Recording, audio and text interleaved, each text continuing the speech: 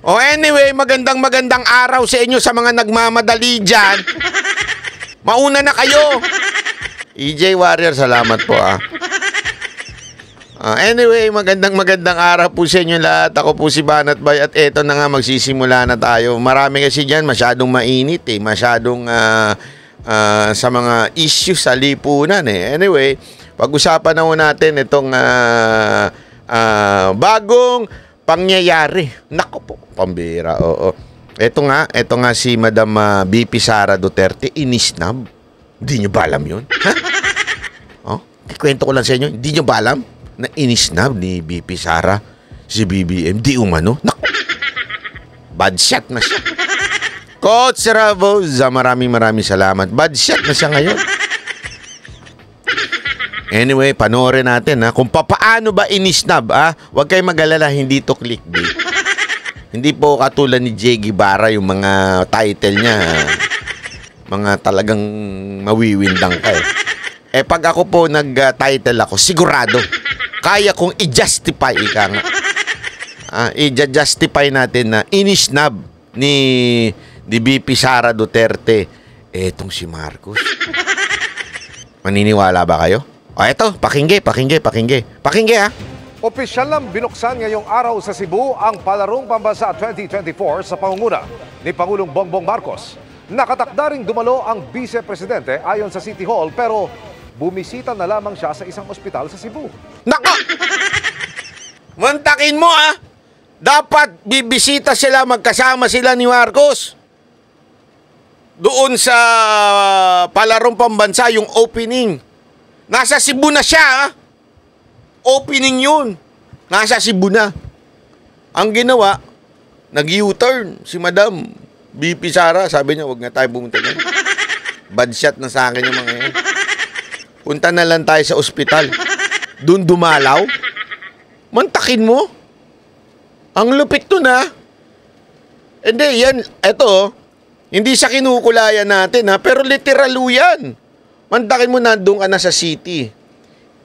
Dadalo ka dapat. Nung nandun ng presidente, bigla kang nag-U-turn. Di ba?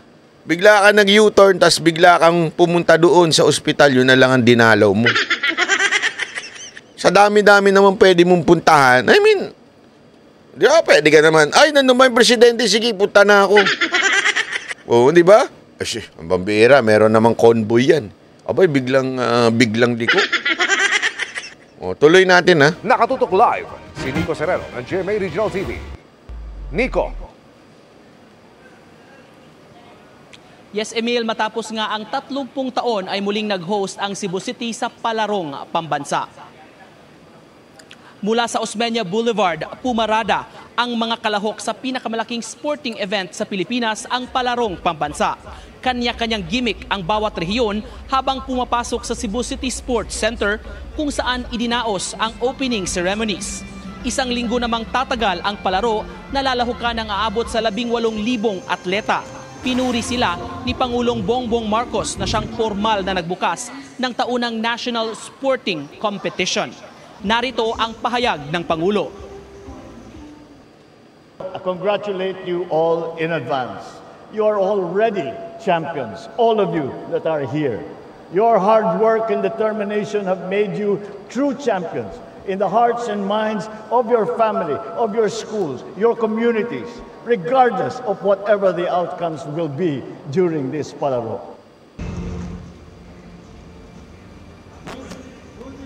Ako feeling ko ayaw niya lang sa mga sip-sip. At saka yung mga balimbing na tulad nito ni Gob Gwen. Feeling ko lang naman.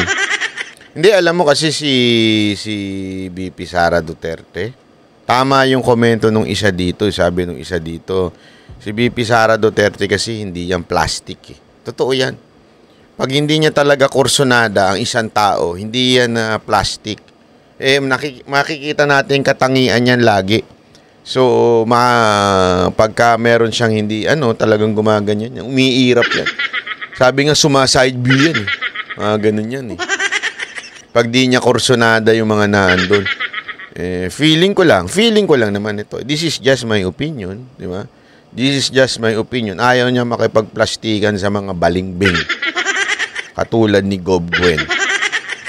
Diba? Hindi natin alam ha. Siguro, buti naman, BP Sara Duterte. Dahil sa mga ganyan mong galaw, hindi mo na kailangan i-declare na ikaw ay oposisyon. Pero, yan ay pagpapahayag na rin na hindi ka na nasasayahan sa pamumuno nitong administrasyon na ito.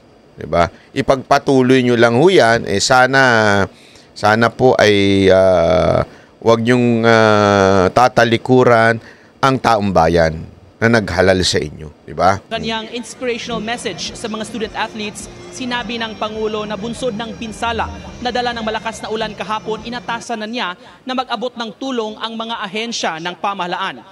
Sabi ni Panda Biker, Boss Idol, Banat Bay, paano po kayo makausap para mailapit ko po sa inyo hinaing ng mga food delivery rider patungkol sa motorcycle for hire bill na pinakikialaman ni First Lady. Email niyo po ako, ayan po, banatbayofficial@gmail.com. Doon tayo mag-usap. Taliwas naman sa unang ipinaalam ng Cebu City LGU, hindi dumating si DepEd Outgoing Secretary at Vice President Sara Duterte sa pagbubukas ng palarong pambansa. Sa post sa social media, sinabi ni Duterte na binisita naman niya sa Cebu City Medical Center ang mga atleta, trainer at coach na hindi nakadalo sa opening ceremony dahil sa iba't ibang karamdaman. Tatagal pa hanggang sa July 6. Kita niyo? Yan ang ating susunod na pangulo, di ba? Ang concern niya hindi yung pagdidiwang. Kundi ang concern niya yung mga nag-injure habang siguro nagpa-practice. Kung ano man yung mga naandun sa ospital ang kanyang inuna. Hindi yung inuna niya yung opening, di ba? Mas mahalaga sa kanya yung mga nangangailangan. 16 ang competition proper dito sa Cebu, kaya patuloy ang mahigpit na siguro. Sabi nito ni Banat Bay, bakit wala kang copy ng book ni Attorney Vic Rodriguez po? Paano mo nalaman? Hindi, Mary Ann, ikaw ba gumagawa ng issue? Paano mo nalaman na wala akong libro? Dito ka ba nakatira sa bahay ko? Hindi, ako lang tatanong lang Kasi amoy ko yung mga ganyang katanungan mo. Kaka-announce ko lang kahapon, di ba? Sige nga, Mary Ann, since wala kang profile pic, anong ibig mo sabihin yan, tanong na yan? Bakit wala kang copy ng book ni attorney? Sino nagsabi sa'yo wala akong copy? Di ba? Mukhang alam ko na patutunguhan yan yung mga nagpapakalat na mga MDS na kesyo, hindi ko binabanatan. Lumang tugtugin na yan. Malayo pa lang, amoy ko na kayo. Wag ako. Alam nyo, burautin nyo na lang, gaguhin nyo yung iba. Yung mga mahihinang nilalang na mga vlogger, pero wag ako. Ako, malayo pa lang, amoy ko na yung mga gayaan. Yung mga intrigera.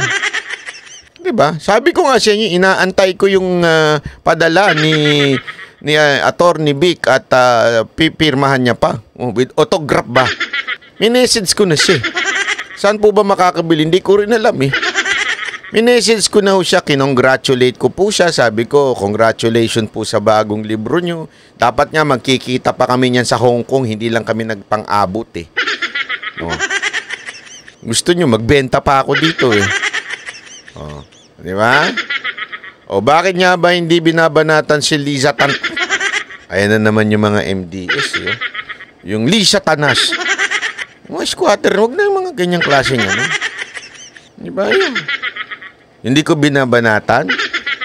Ayan na naman tayo, nanggugulo na naman kayo. Lagi kong binabanatan, pagkakailangan banatan. Anak ng wedding, nananahimik yun, kasalanan na naman niya ito.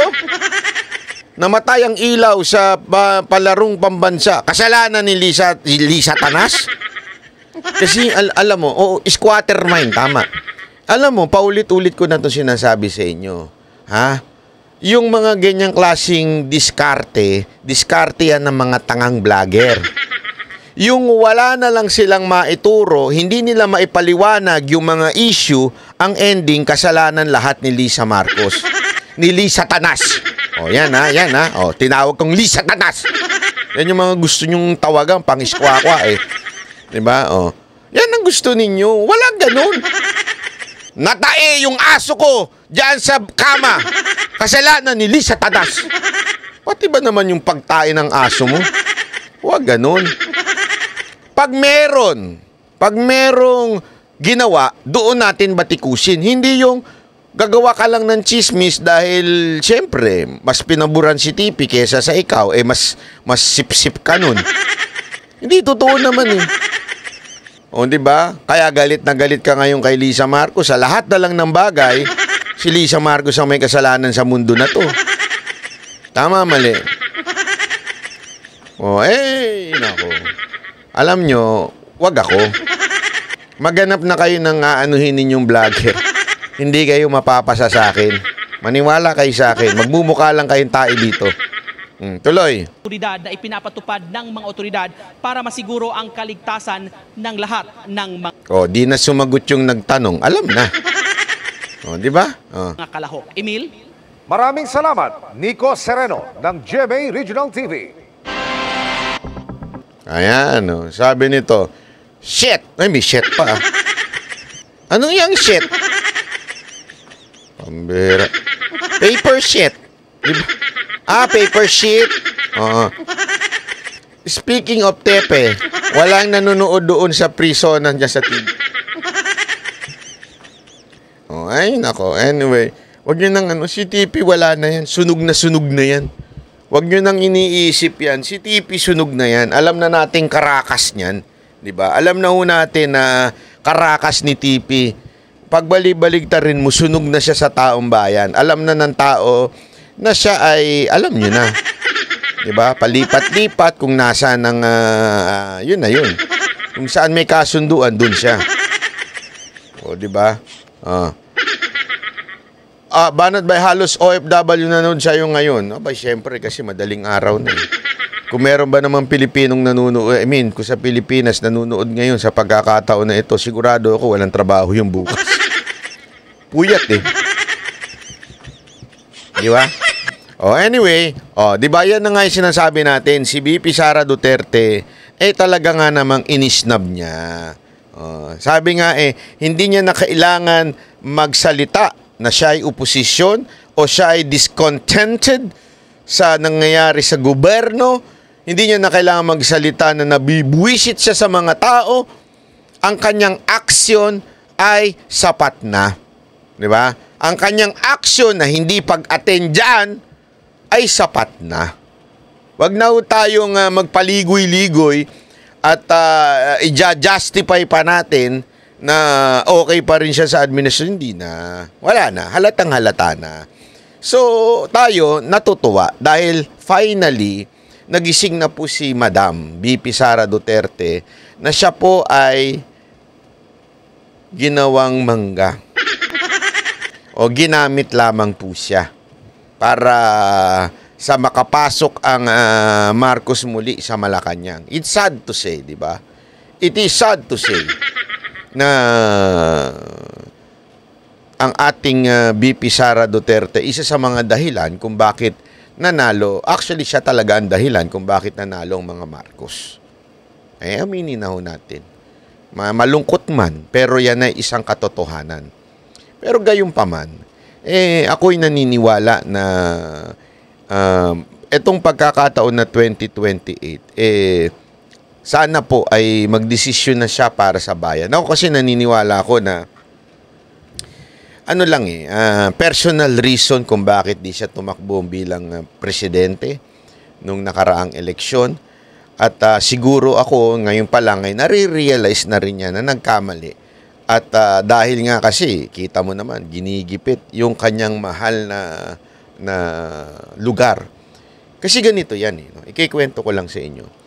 Ang mga Duterte, ano po yan? Hindi nila iniisip yung pag-aatake sa kanila. Sanay na ho sila eh. Sa politika, alam mo, sanay na ang mga Duterte na inaatake. Kaliwat kanan ang disagreement ng mga tao sa kanila. Bakit to? Siyempre, when you implement a policy na hindi popular, di ba? Sa Davao, maraming hindi popular na polisiya sila. Na alam naman natin, mahirap yun. Tulad ng no smoking, curfew. Sanay na silang mabatikos, ika nga, di ba? Sanay na ho sila dyan. Sanay na silang kinokontra sila. Sanay na ho sila. Immune na ho ang mga Duterte sa ganyan. Yung mga media na, kasi may mga local media na binabatikos sila. Yung mga kalaban sa binabatikos. Sa tingin ko, sanay na sila. Kaya ako naniniwala na isa sa dahilan kung bakit nagbitiw na si BP Sara Duterte at sinabi niyang enough is enough. Yung sinisimulan ng sirain ng pamahalaan na ito ang kanyang lugar. Hindi dahil sa tinitira sila, binabanata ng mga Duterte. Kaya niyang tiisin yun eh. Kasi sanay na sila dun eh. Di ba? Sanay na sila na binabanatan sila. Pero ang hindi nila siguro matanggap o di kaya matiis, yung sila po ay, yung Davao City po ay sirain na ng gobyernong ito. Kasi ang mga puso ng mga Duterte, more than anything else, yung Davao. Mahal na mahal nila ang mga taga Davao. Kaya nung nakita na nila na binababoy na ng administrasyon nito ang Davao, tinanggal lahat ng mga pulis na matataas ang posisyon, nagpadala na kung ano-ano, may mga kaguluhang raid na walang saysay, 'di ba? Nung nakita nila po 'yun, sa malamang talagang nainis na po si BP Sara Duterte. Kaya nga niya sinabing enough is enough. Oh. 'Di ba? Naka-live din si Boss Dada. Hayaan mo na, pwede namang replay. Okay lang 'yan. Kasi hindi mo talaga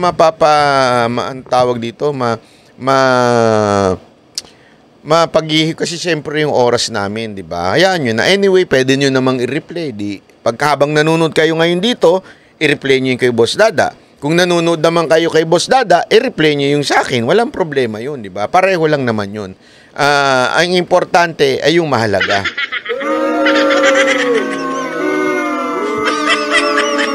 Hindi, totoo naman yun. Hindi importante kung anong panoorin yung live o hindi live. Importante, pwede nyo namang i-replay yan. Oh, eto pa ha. May isa pa. Naku po, patay tayo dyan. Oh, eto pa ha. Action speaks louder than words. Eto, pakinggi ha. Panoorin. 20 milyong piso ang pondong inilaan ng Kamara para sa pagkain ng mga dadalo sa State of the Nation address ni Pangulong Bongbong Marcos. Git ng Kamara, sakto lang ang budget na yan. Nasa frontline ng balitang yan si Marian Enriquez.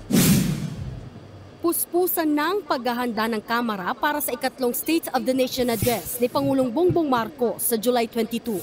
Ayon kay House Secretary General Reginald Velasco, higit 2,000 panauhin na ang nagkumpirmang dadalo sa SONA. At ang pondong inilaan para sa pagkain nila, aabot daw ng 20 million pesos. Kasama na raw dyan ang almusal. Grabe, oh. Grabe. 20 million pagkain. Ang lupit. Ang lupit nun, Alam mo, ito isang bagay na hindi ko maintindihan sa pamahalaan na ito. Hindi ko talaga maintindihan sa pamahalaan ito na bakit ganoon ang ating pong paggasta sa kabila ng naghihirap ang mga Pilipino. Alam mo, wala namang masama di ba? Kung gumastos ng ganyan, kung marami tayong pera. Di ba? Kung isipin mo, kung tayo ay isang maunlad na bayan, walang problema dyan. Pero yung 20 million, sa pagkain pa lang yan. Pagkain pa lang yan, pabira. Hindi ba parang minsan para bagang kahihiyan na lang. Kahihiyan na lang ba yung alam mo yun, naghihirap yung taong bayan. Sana kung hindi kayo mga opisyal. Okay lang, kunwari magparty kayo kung kayo sila Ayala, sila Ramon Ang, na wala namang pananagutan sa taong bayan. Kung magparty sila ng bonggang-bongga, kumain sila ng mga masasarap na mamahaling pagkain, okay lang. Pero yung kayo'y mga opisyal ng gobyerno, tapos kayo ay gagastos ng 20 million just for the food. Grabe naman yun. Sa isang kainan. Mantakin mo. Sa isang kainan 20 million. Abay ka. Anong pagkain niyan? Puro ba steak yan? Yung steak, yung kinagawa. Puro ba steak yan? Bakit ganyan? O yung itlog ng isda. Anong tawag doon sa itlog ng isda? Yung caviar. Ano ba pagkain yan? Halian, hapunan, pati na rin merienda. Hindi po ba masyadong mahal yung 20 million para lang sa pagkain? Hindi. We have, alam mo, yung security lang natin, ilang daan na yan, di ba? Tangina, tayo pa nagbayad. Tayo pa nagbayad ng pagkain ng mga security. Ayop. Wala bang mga pera yan? Ano ba security yan? Mga pulis? Wala ba silang pera? Para pakainin? Grabe. Security rin ng mga amuyong ng mga congressman. Ang bira. 20 mil. Ang kakapal ng mga mukha ninyo. Ano ba vitamins ninyo? Anesthesia? Wala na kayo nararamdaman? Gutom na gutom ang taong bayan? Kayo, 20 million? Isang kainan? Sino ba catering niya? Si Katunying? Hindi ko alam. Hindi ko alam pero masarap yung restaurant ni Katunying sa Tagaytay. Daw. Di ako sure Puntahan ko kaya yun. I-review ko yung kainan ni Katunying. So, tingnan ko kung masarap. Pero grabe, no? Maricel Abrahamson. Ayun, buti. Buti naman may mga ganyan. Para maging makulay ang ating chat box. Di ba? Grabe 20 million, kahiyaya, Yan yung tinatawag nating garapala na. Garapala na pangwawalang niya sa ating mga Pilipino. Isipin mo, di ba? Gutom na tayo mga Pilipino. Marami sa atin talaga nga namang hirap na sa buhay. Yung mga benefits ng ating mga kababayan na hindi na ibibigay. Tapos ganyan.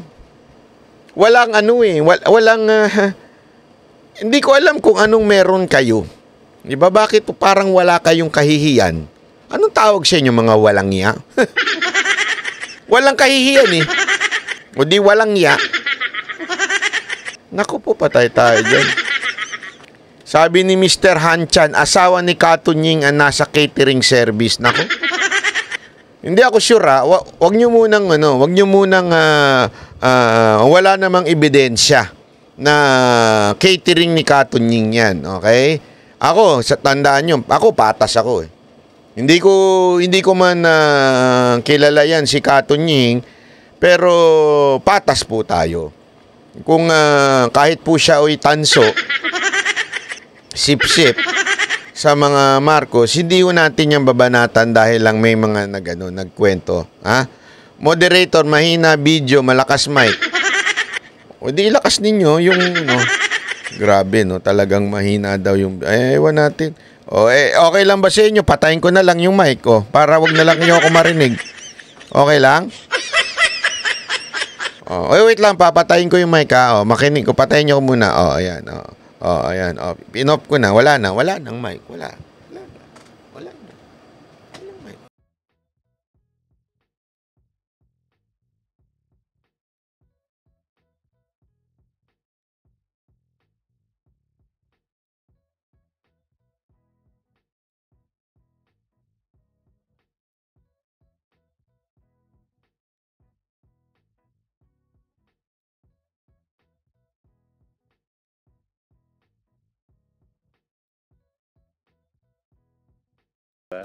O personnel natin sa Congress, mga 2,000-3,000 na yan. Then yung guest natin, mga 2,000. So, that's just about the right amount. Tulad naman noong mga nakaraang taon, mahigpit muling ipagbabawal ang pagsusuot ng mga statement attire o yung mga kasuotang may mensaheng politikal. Ang mga hindi susunod, hindi Ano, okay na ba? Yung iba kasi dito, mareklamo eh.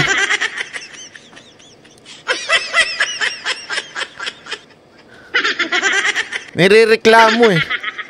Joke lang binibiro ko lang kayo. Gino-joke ko lang kayo.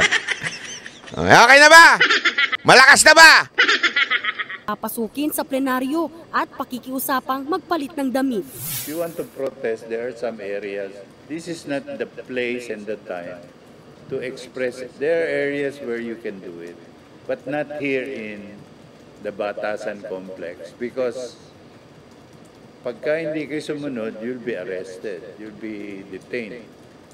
O, nakita nyo naman yung detention center namin. Ready naman, di ba?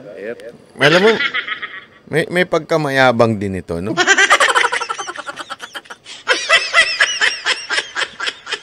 Medyo may pagkamayabang din itong umasta itong kusino man ito, no? Ay, kung ano, meron naman detention center. Nakita niyo naman detention center na ang anong Arlene May Galvez, maraming salamat. O, di ba? O, parang ano, nakita niyo naman yung detention center namin. Pag hindi namin kursunada, kinukulong namin. Ganyan kami dito eh. Pag hindi namin kakampi, dyan sila sa center namin. Ganun eh, no? Oh, pambihira. Ayun. Alam mo, sige lang. Sige. Andyan lang kayo. Magpakasaya kayo. Ilang ano na lang naman kayo. Ilang taon na lang naman kayo. Alam mo, ito lang masasabi ko sa inyong mga umaabuso sa inyong mga kapangyarihan. Yung mga umaabuso at yung piling mataas ngayon, sige lang. Oh, di ba, Lynn Albano, maraming salamat po sa mga nagpapaliwanag ng ating chat box. Alam nyo, may araw din kayo. Huwag nyong kakalimutan ang Diyos na lumikha sa atin. Ang mundo na nilikha niya bilog, hindi flat. May ibig sabihin kasi nung bilog eh. Di ba? Ano yung bilog na yun? Ibig sabihin po nun, umiikot ang mundo. Hindi parate nandyan ka sa ibabaw, sir. Darating ang panahon, nasa ilalim din kayo. Kaya wag easy lang kayo, easy lang. Darating din kayo dyan. Pwede kayo matulog dun sa gabi. Madalas magsuot ng statement o political attire ang mga mambabatas na kabilang sa oposisyon. Ang baduy ng suit nyo, kulay pink. Ano kala ninyo, nakakatuwa kayo? Ito mga komunista na to. Di ba? Kabilang na ang Makabayan Bloc, pero wala pa silang tugon tungkol dito.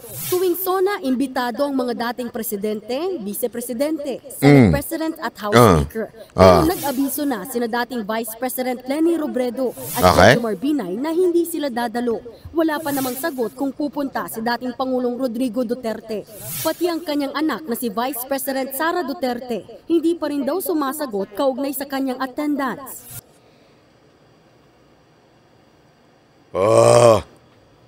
Kahit daw si VP Sara Duterte hindi pa sumasagot sa kanyang attendance. Nako po.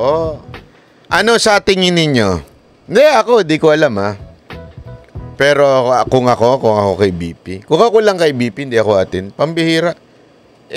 Bahay ni Tambaluslus yan bahay ni Tambaluslus yan Ako sa tingin ko sa tingin ko, hindi a-attend si VP. Sa tingin ko lang naman, maaaring magkamali ako. Kasi, siyempre, marami din man siyang kinukonsider, di ba? Pero, ako, sa tingin ko, hindi dadalo. Malamang, kasi hindi makikipagplastikan yan kay Tambaluslus. Alam niya na si Tambaluslus, di ba? Alam niya na talagang ino-operate siya ni Tamba. Hindi, BP Sara Duterte. Ito, makinig po kayo. Hindi ho ito gawa-gawa.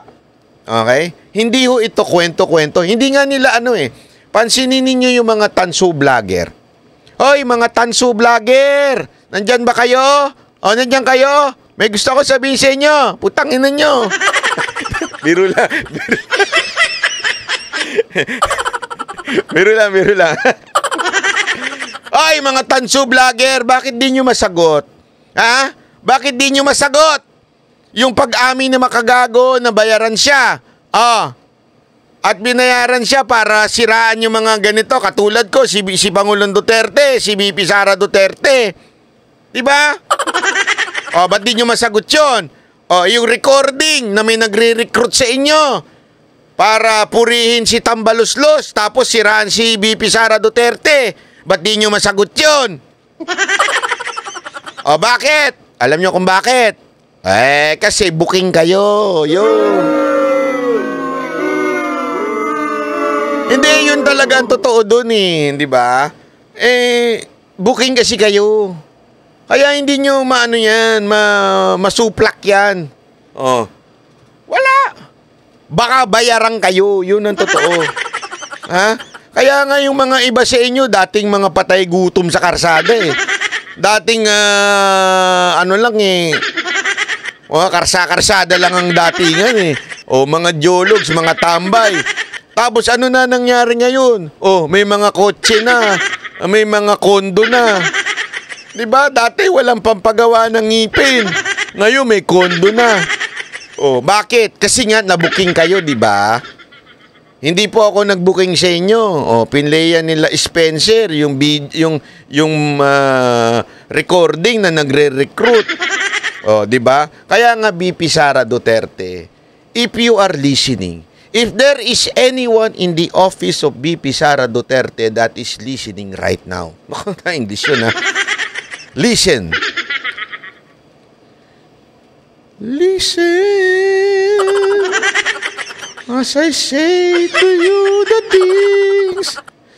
Hindi, makinig ka, Madam BP Sara Duterte. Makinig ka lang. Nabuking po namin Nabuking po ng mga banateros na tulad nila makagago. Tulad ni Bungal na may recording na nagre-recruit para siraan kayo at ang pinansir nila walang iba kung hindi itong kalaban ninyo. Kaya, Madam BP Sara Duterte, wag naman kayong aaten sa SONA kasi hindi naman po kayo plastic. Di ba? Ang mga plastic ho dyan, katulad nila, alam mo na. Meron pang pasabi-sabi na, no, we wish him the best. Ganun. We wish him the best. Mga ganun. Yun ang mga plastic. We wish him the best pero pinababanatan mo. May ganun siya We wish you the best. We wish you the best. Laki-laki. Tapos pinababanatan niya sa mga vlogger niya. Kita mong kaplastikan niya. Grabe, no? We are still waiting, for confirmation from the Vice President. But we heard word that the office will confirm today. Wala.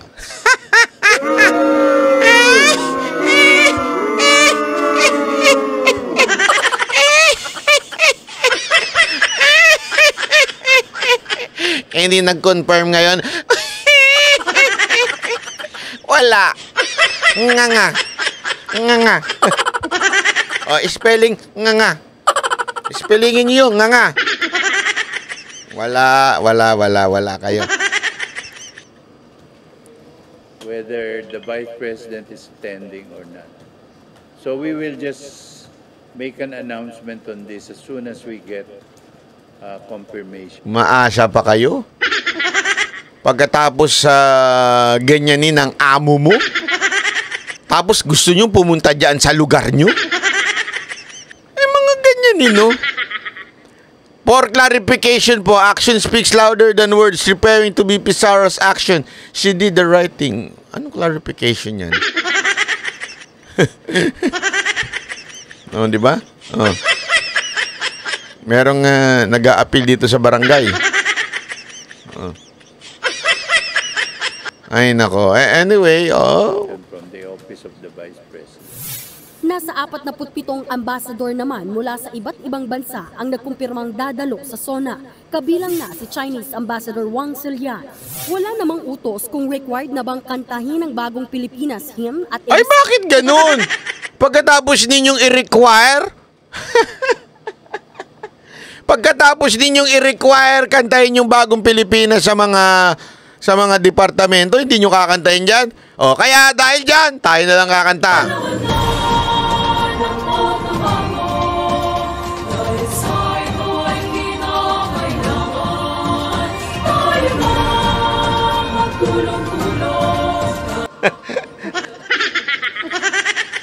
Kayo mismo ayaw nyong kantahin.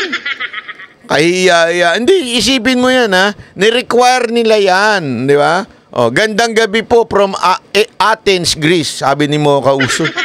O, di ikaw na nasa Greece. Habang kami bulok dito sa Manila. Ikaw na nandyan.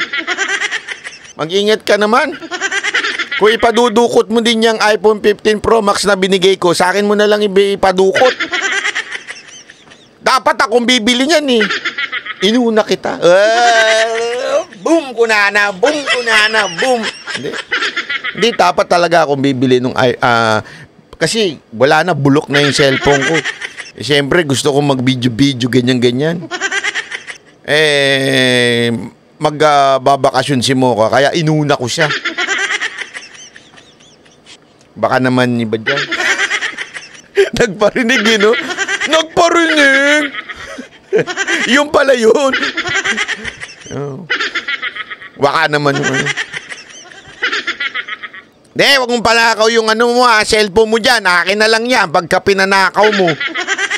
Pambira, Mahal-mahal ng bili ko dyan. iPhone 15 Pro Max fully paid. 1 terabyte. I-google nyo kung magkano yun. Hindi. Nag-iintay talaga ako sa 16. Kasi yung sa iPhone 15, paluma na yan, di niya alam eh. Yung iPhone 16, bago yan eh. Di ba? Lalabas yan this September. Tapos sa December, sa Japan, meron na yan. Kasi ganun yung nangyari ng last year eh. So sa Japan, by December, meron na yan. Ang baba ng yen. So dun tayo bibili. Nalamangan natin si Mocha, huwag nyo sasabihin na. Sa kanya na yung 15. Akin yung 16. Mautak to eh. Tight ang pledge sa darating na SONA. Ang Radio Television Malacanang o RTVM pa rin ang magdedirect nito. Mag Samsung S24 Ultra ka na lang ba? Zoom pala 100 times na. Bakit ko naman gusto mag-zoom? Anuhin ko yung zoom? Maninilip ako. Titingnan ko na kung paano maglakad yung mga langgam. Hindi ko kailangan ng zoom. Hindi totoo. Hindi ko nga alam kung saan anong saysay nung zoom. Kung hindi ka naman nag-animal videography, photography, di ba yung mga sa zoo yung, kasi hindi ka makalapit kaya may zoom, di ba? O di kaya yung mga sa sports, pag malayo yung tsaka hindi naman ako nagaganon. Aanuhin ko yung zoom, maninilip lang ako. Tama, mali. Panilip lang yan eh. Yung iba dyan eh. Ang kailangan ko yung ang kailangan ko ikaw. Kailangan ko ikaw. Dali. Ang final walkthrough at ang huling pagpupulong ng Interagency Committee sa susunod na Lunes, July 15. Sa ngayon, patuloy pa ang ginagawang renovation sa North at South Lobby ng Kamara.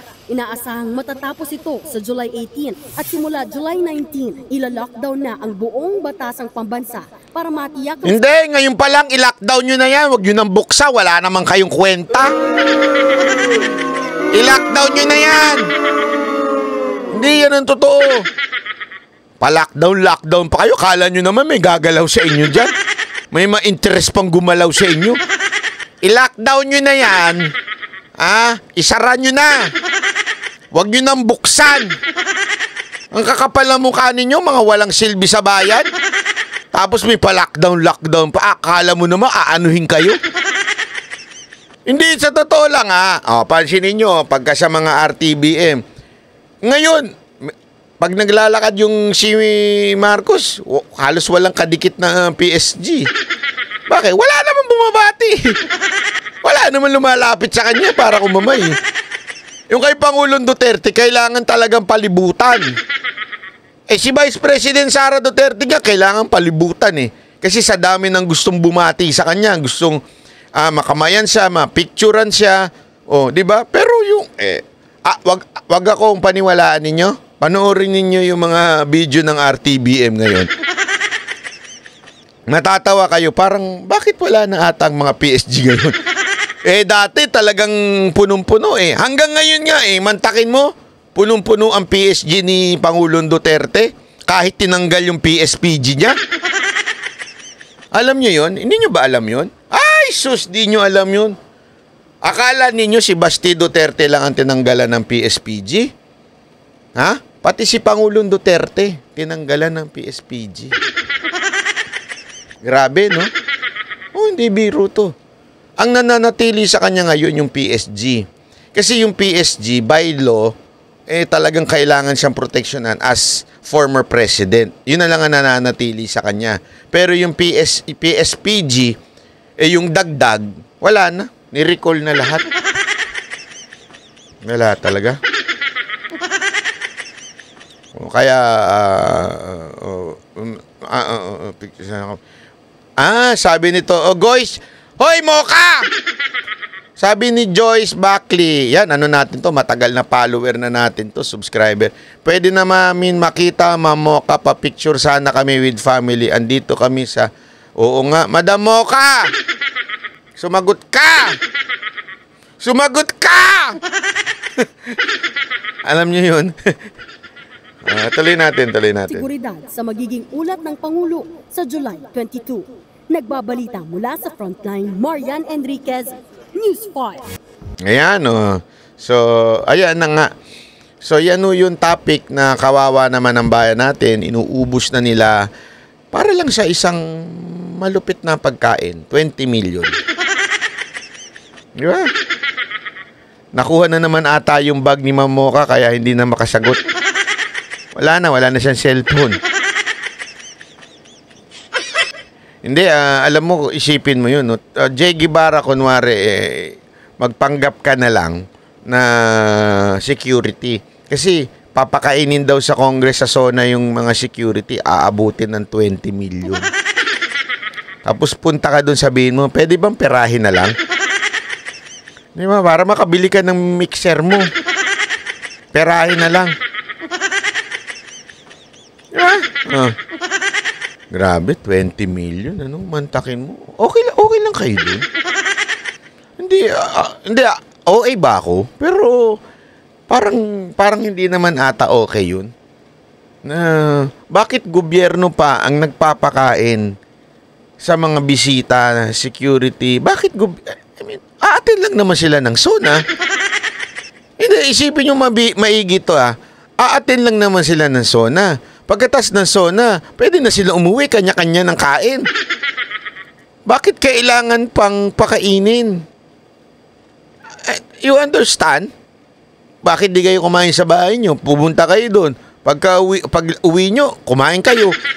Bakit gobyerno pa, bakit tax pa namin ang gagamitin pangkain nyo? Ang kakapal na mukha nyo.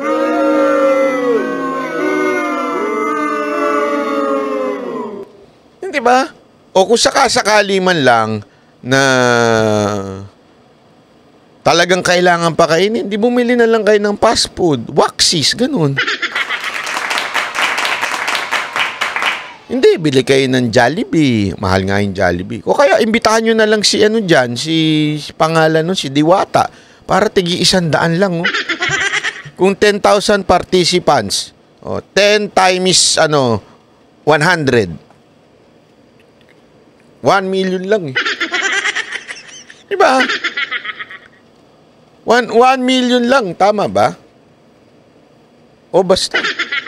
Isipin mo kung ganun. Ano yun nga natin? Baka mamaya mali-mali tayo ng math. Magagalit yung nanay ko. Nandun na siya kay Lord, magagalit pa siya. 100 times 10,000. O, 1 million nga. Tama ako. Sabi ko sa inyo, magaling ako eh. Pagdating sa mathematics. Oh. Di ba pwede naman pagkain na lang ni Diwata, tapos dun nga sa tapat ni Diwata may ginawa rin eh. Hindi nyo ba alam yon? Oh. Meron din na, meron daw, kasi nakita ko sa vlog, tinapatan yung pares ni Diwata sa tapat. Ang pangalan, Encanto. Hindi ako nagjo-joke dito ha. Oh, Encanto. Oh. Ba't di nyo na lang sila imbitahan? Oh, mag-create kayo dyan ng marami. Oh, di ba? Nag-unfollow na ako kay Diwata Yumaba. Ay, Yumaba. Ah, naka-follow ka? Ba't ka naka-follow? Hindi, pero alam mo, gusto kong tikman yung yung Paris na yun. Kaya lang, layo. Pipila-pila pa. Hindi, gusto ko lang malaman kung masarap ba talaga o dahil lang trending. Di ba?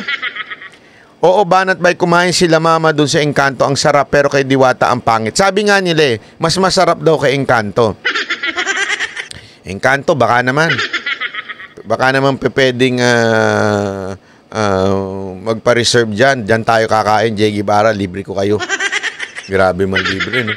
Hindi, tayo dyan, mag-ride tayo dyan sa... Saan ba yung Encanto na yan?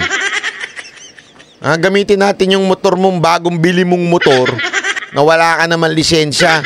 Pag nahuli ka, ipitan mo na lang ng 20 pesos.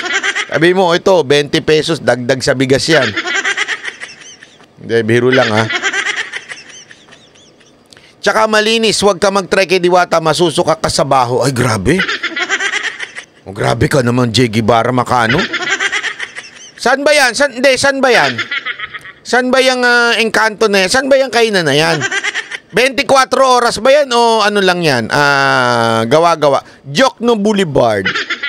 Pasay. 24 oras ba yan? O hindi? Kasi pag hindi 24 oras, alam mo naman, pang madaling araw ako dito. Tanggalin na, boss. Banat by ang BIR. Diretso na sa Malacanang lahat ng tax. Talaga? 24 hours yan, Jay Guevara? O tinatarantado mo lang ako? Pag ako pumunta dyan, sarado yan, ha? Yari ka sa akin.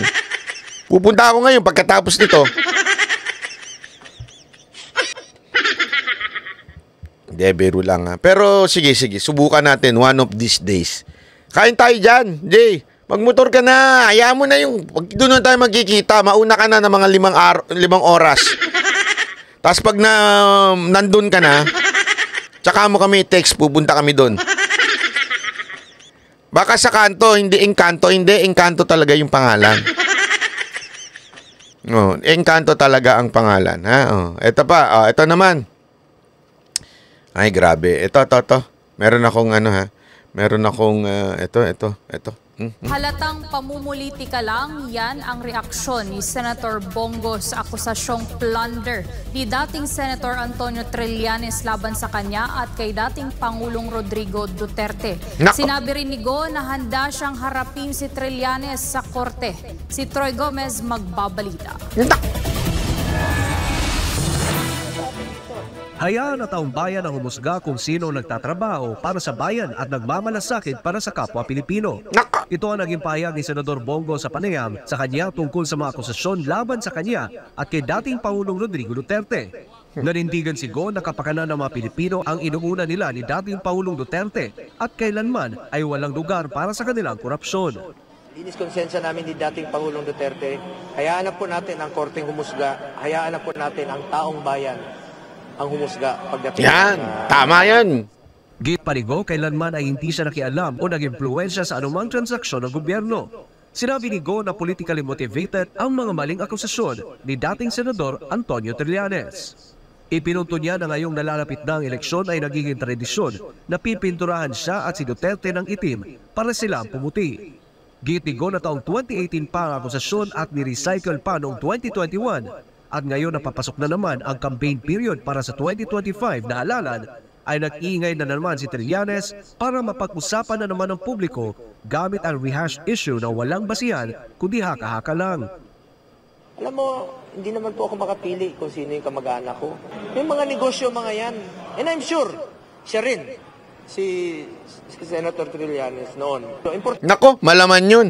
Malaman yung sinabi Senator Bongo. O, di ba? Malamang siya. Actually, sa totoo lang, ito, makinig kayo mabuti. Yun yung akusasyon sa kanya, di ba, ni Pangulong Duterte. Inakusahan siya na, at saka yung mismong instructor niya, dati, sa Navy, inakusahan siya na tila yung kanyang ama at ina, merong hanky-panky dyan sa Navy, di ba? May mga proyekto. Bakit hindi niya sinasagot yun? Kasi nagmamalinis, pero kitang-kita naman natin yung mga ano na yun, di ba? At saka una, si Senator Bongo ba, nag-impluwensya ba siya sa mga proyekto? Di ba? Yung nanay nga niya, mismong nagdi-dealer sa Navy, which is, sabi mas malapit yun. Tandaan ninyo, ano ba ang akusasyon? Ito, unang akusasyon niya, plunder daw. Ang plunder, eto kasi hindi alam nung iba Madaling magsabi, plunder yan, plunder, ganyan-ganyan, plunder.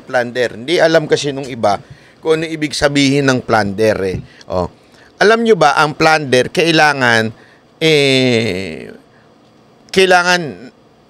kumita ka na mahigit 50 million para i-consider yan na plunder.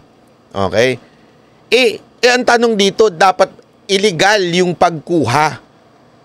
Kailangan mong mapatunayan na meron transaction na kumuha si Bongo ng 50 million para sabihin mong plunder yun. Wala naman siyang, wala siyang bank deposit.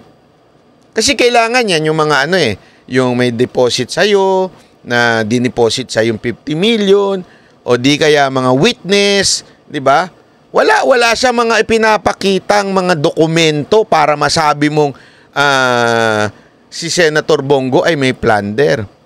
Wala So dapat yung mga proyekto na yon may link kay Senator Bongo. At ito pa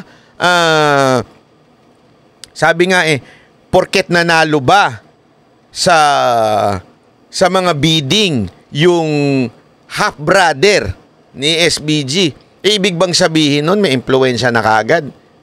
Kasi tulad nga ng sinabi ko, di ba? Kung gagawin natin na lahat ng kamag-anak ng mga politiko ay bawal ng magnegosyo, unahin natin ang mga bilyar. Di ba? Sila bilyar. Bakit sila may negosyo? Hindi ganun yun. Di ba? Sigurado ko one way or another, meron niyang negosyo na pasok sa gobyerno. Mga local government. Pero, hindi mo naman pwede kaagad sabihin yun, corrupt na si Villar. Walang ganun. Kailangan patunayan mo na meron talagang koneksyon. Merong pakinabang. Merong kinita. Anong ebidensya ni, Kaya nga sinasabi ni Senator Bongo dito, wag nang pansinin. Magdemanda siya. Sa husgado siya pumunta. Para mapatunayan na siya ay isang marites. Di ba? Kaya nga, paulit-ulit natin sinasabi. Tingnan natin to si Senator, yan, Trillanes. Hoy, psst, psst. Antonio pangalan mo, hindi marites. Ha? Antonio pangalan mo. Diba? Sabi nga nito, ni Lance A.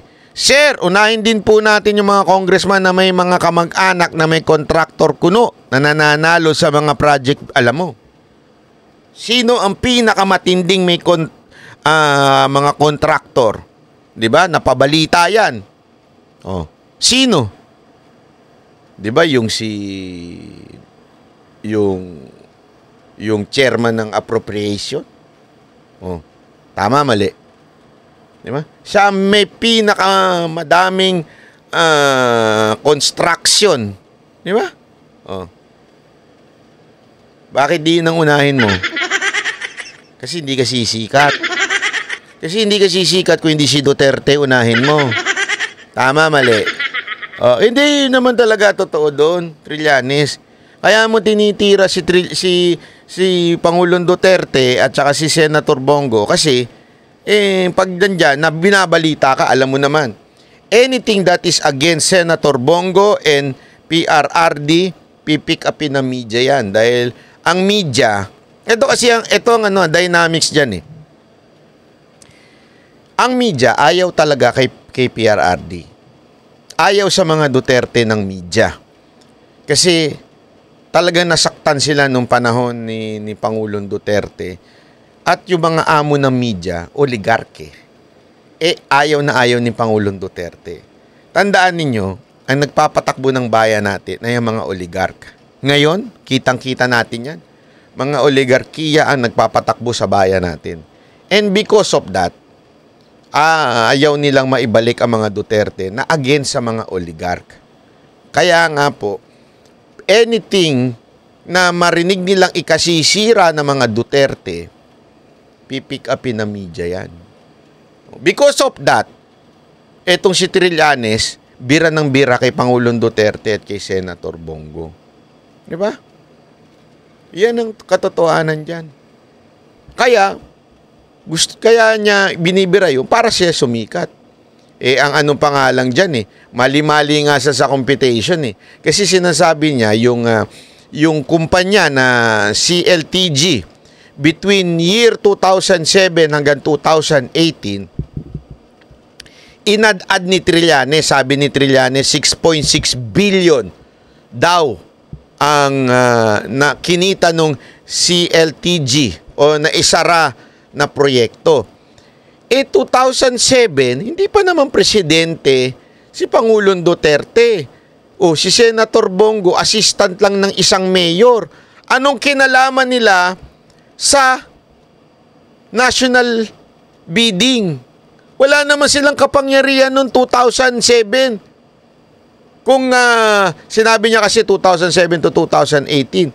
Out of 6.6 billion, 1.1 billion lang yung sa 2016 to 18. Ibig sabihin, before maging presidente si Pangulong Duterte,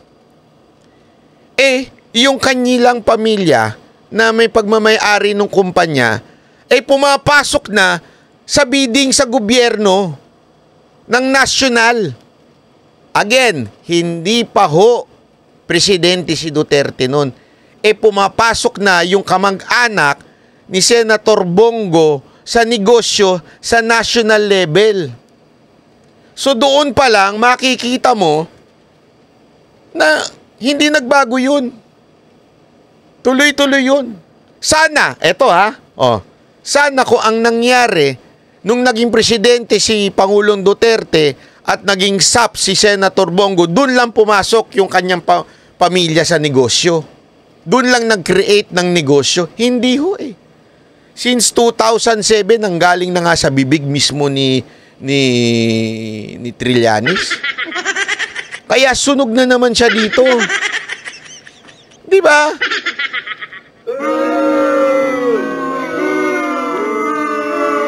Sige nga paano makikialam ang isang mayor at ang isang alalay ng mayor sa mga bidding sa national level na bidding. Paano ka mangingialam? Hindi, kamag-anak ako nung alalay. Pupunta siya doon. Sasabihin niya, kamag-anak ako nung alalay nung mayor ng Davao. Kaya i-grant nyo sa akin yung mga proyekto na yan. Ganyan ewan ko. Ganyan yung tama ni Trillanes. Wala na sa hulog talaga mga hirit niya. Basta lang talaga makahirit. Di ba? Kaya nga alam nyo ba, may tawag sa kanya? Si Pangulong Duterte. May tawag sa kanya. Mamaya, di-discuss natin yan. Ituloy muna natin ng Diyos na to dahil alam nyo ba, ito ang balita ko, kakasuhan yan. Kasi sinisira yung pangalan ni Senator Bongo.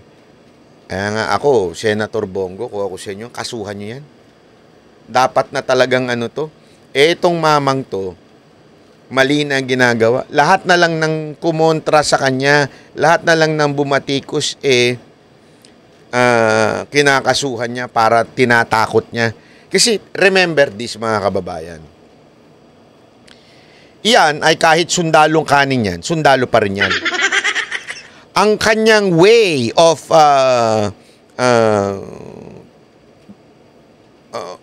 paglalaban o panlaban sa kalaban ay through intimidation, to threaten. Kaya nga ang ginagawa niya, now, hindi siya nagtitreten physically ha. Ang ginagawa niyang pagtitreten ay pagdedemanda. Yan ang paulit-ulit niyang ginagawa. Pag ikaw kumontra ka, didemanda kita. Pag ikaw may sinabi ka sa akin, didemanda kita. Ganyan ho siya. Yan ang tinatawag na alam mong takot. Bakit? Takot sa batikos. Ini-intimidate niya yung mga bumabatikos sa kanya. Akala naman niya ma-intimidate. Hoy, Trillanes. Ako pa ay intimidate mo? Ha? Pero ako, nagpapasalamat ako sa'yo. Dahil sa pagdemanda mo, inangat mo yung level ko. Mantangin mo, ang dinimanda mo, si Rocky, tsaka ako. Oh, di ka nag-iisip, di ba? Akala mo, babaluktot ako. Akala mo, tatahimik ako sa'yo.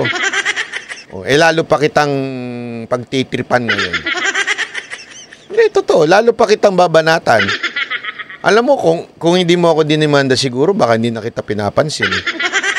Kasi alam ko nagpapasikat ka lang. O since gusto mo sumikat, ibibigay ko sa'yo itong kasikatan na gusto mo. O, aaraw-arawin kita. Lahat ng kapalpakan mo sa buhay, aaraw-arawin ko. Tandaan mo yan. Itaga mo yan sa bato. Sisiguraduhin ko hindi ka mananalo sa Caloocan. Dahil unang-una, ako nagre-research na ako dyan sa Caloocan. Wala ka nang ginawa dyan. Isinusuka ka ng tao dyan. Hindi, yun ang totoo. Isinusuka ka ng tao dyan kasi nagtataka yung mga tao dyan na taga-Caloocan pala si Trillanes. Oh, pag tinanong yung mga tao dyan, kilala nyo ba si Trillanes na taga-Caloocan? Nalaman na lang nila ngayong nag-iingay ka. Alam mo kung paano nila nalaman? Ha? Ito, gusto nyo malaman? Gusto nyo? Hindi, sabihin nyo muna, oo, gusto namin malaman kung bakit paano nalaman ng taong bayan sa Caloocan na taga-Caloocan siya. Itaas nyo yung mga kamay ninyo at pati paan ninyo. Sige na, sabihin nyo, gusto namin malaman, paano ba nalaman ng mga taga-Caloocan na siya ay taga-Caloocan? Gusto nyo malaman? O, ito, sasabihin ko sa inyo. Dito lang yan. Exclusive! O, ito. Dito nila nalaman. Diyan.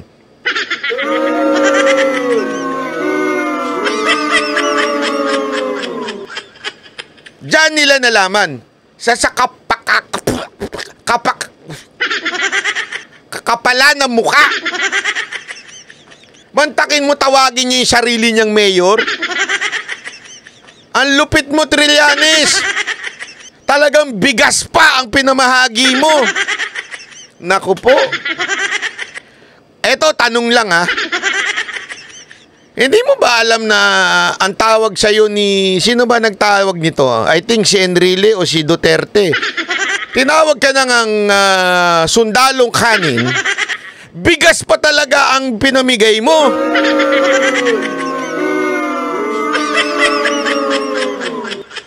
Tapos, isipin mo yan ha, bigas pa pinamigay mo. Ito pa ang pinakamatindi dyan. Ha? Saan galing yung bigas? Hindi, ako talaga nagtatanong ako sa'yo. Saan galing yung bigas na yan? As far as I know, the same tactic yan na ginagawa ni Romualdez. Na, alam naman natin, si Romualdez sa isa sa mga nanguna kuno doon sa pagsamsam ng mga smuggled rice kuno. Di ba? Tandaan ninyo ha, maraming nahuling smuggled rice, di ba? O smuggled na mga bigas. O, nahuli yun. Tapos biglang namimigay na si Romualdez ng bigas. Tapos pati ikaw namimigay ka na rin ng bigas.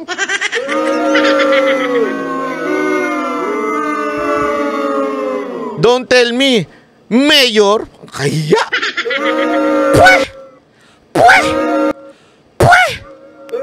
Mayor, kaya ka naman. Barangay captain niya, baka hindi ka pa manalo dyan, Mayor pa kaya.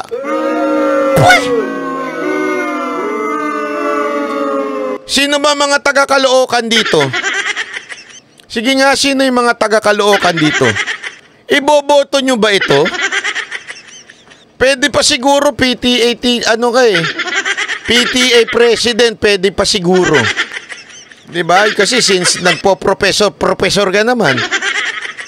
Diba? Parents and teacher, association ka na lang maging presidente. Kaya hiya ka, ginagamit mo pa talaga yung bigas. Alam mo, duda talaga ako sa mga ganyan, yung mga gumagamit ng bigas. Duda ako dyan Saan galing yung mga bigas na yan? Pareho kayo ni Romualdez sa bigas din.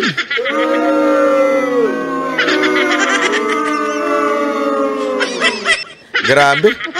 Parang gusto ko na rin mamigay ng bigas Hingi kaya ako kay Romualdez ng mga smuggled rice na nahuli nila.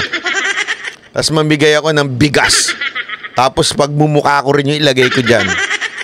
Tapos ilagay ko President Banat Bay. Kasi pakapala na lang ng mukha kapalan ko na rin yung mukha ko. Presidente na itawag ko sa sarili ko. Mantakin mo, itawagin mo yung sarili mong mayor hindi ka nga nakikita dyan sa Caloocan. Diba? Mantakin mo hindi ka nakikita sa Caloocan. Minsan ka lang nagpupunta dyan. Tapos gusto mo gawing mayor ka ng mga taga-Caloocan.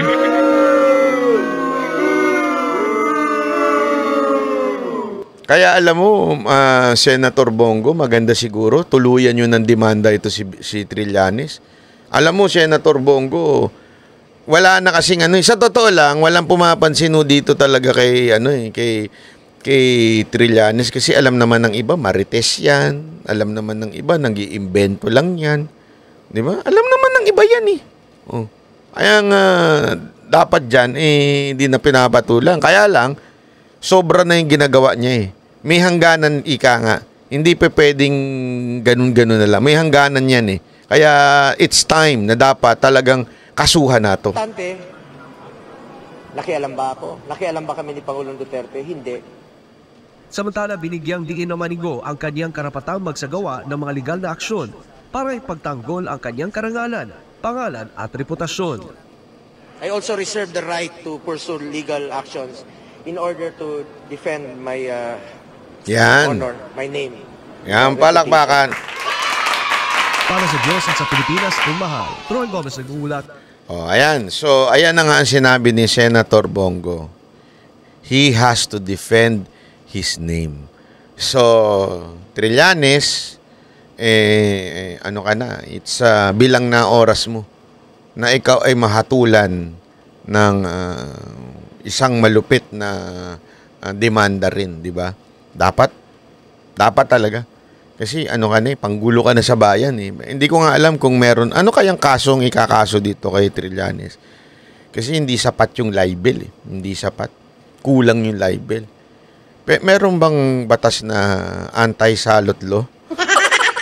Kasi salot talaga siya sa lipunan Ano kayang magandang ikaso kay Trillanes? Anti-EPA law? Illegal marites law. Meron, ako nagtatanong lang. Ito, tanong lang ba ito, Dapat magkaroon tayo ng batas anti-marites law, no? Di ba? Siguro kalahati ng mga Pilipino kulong.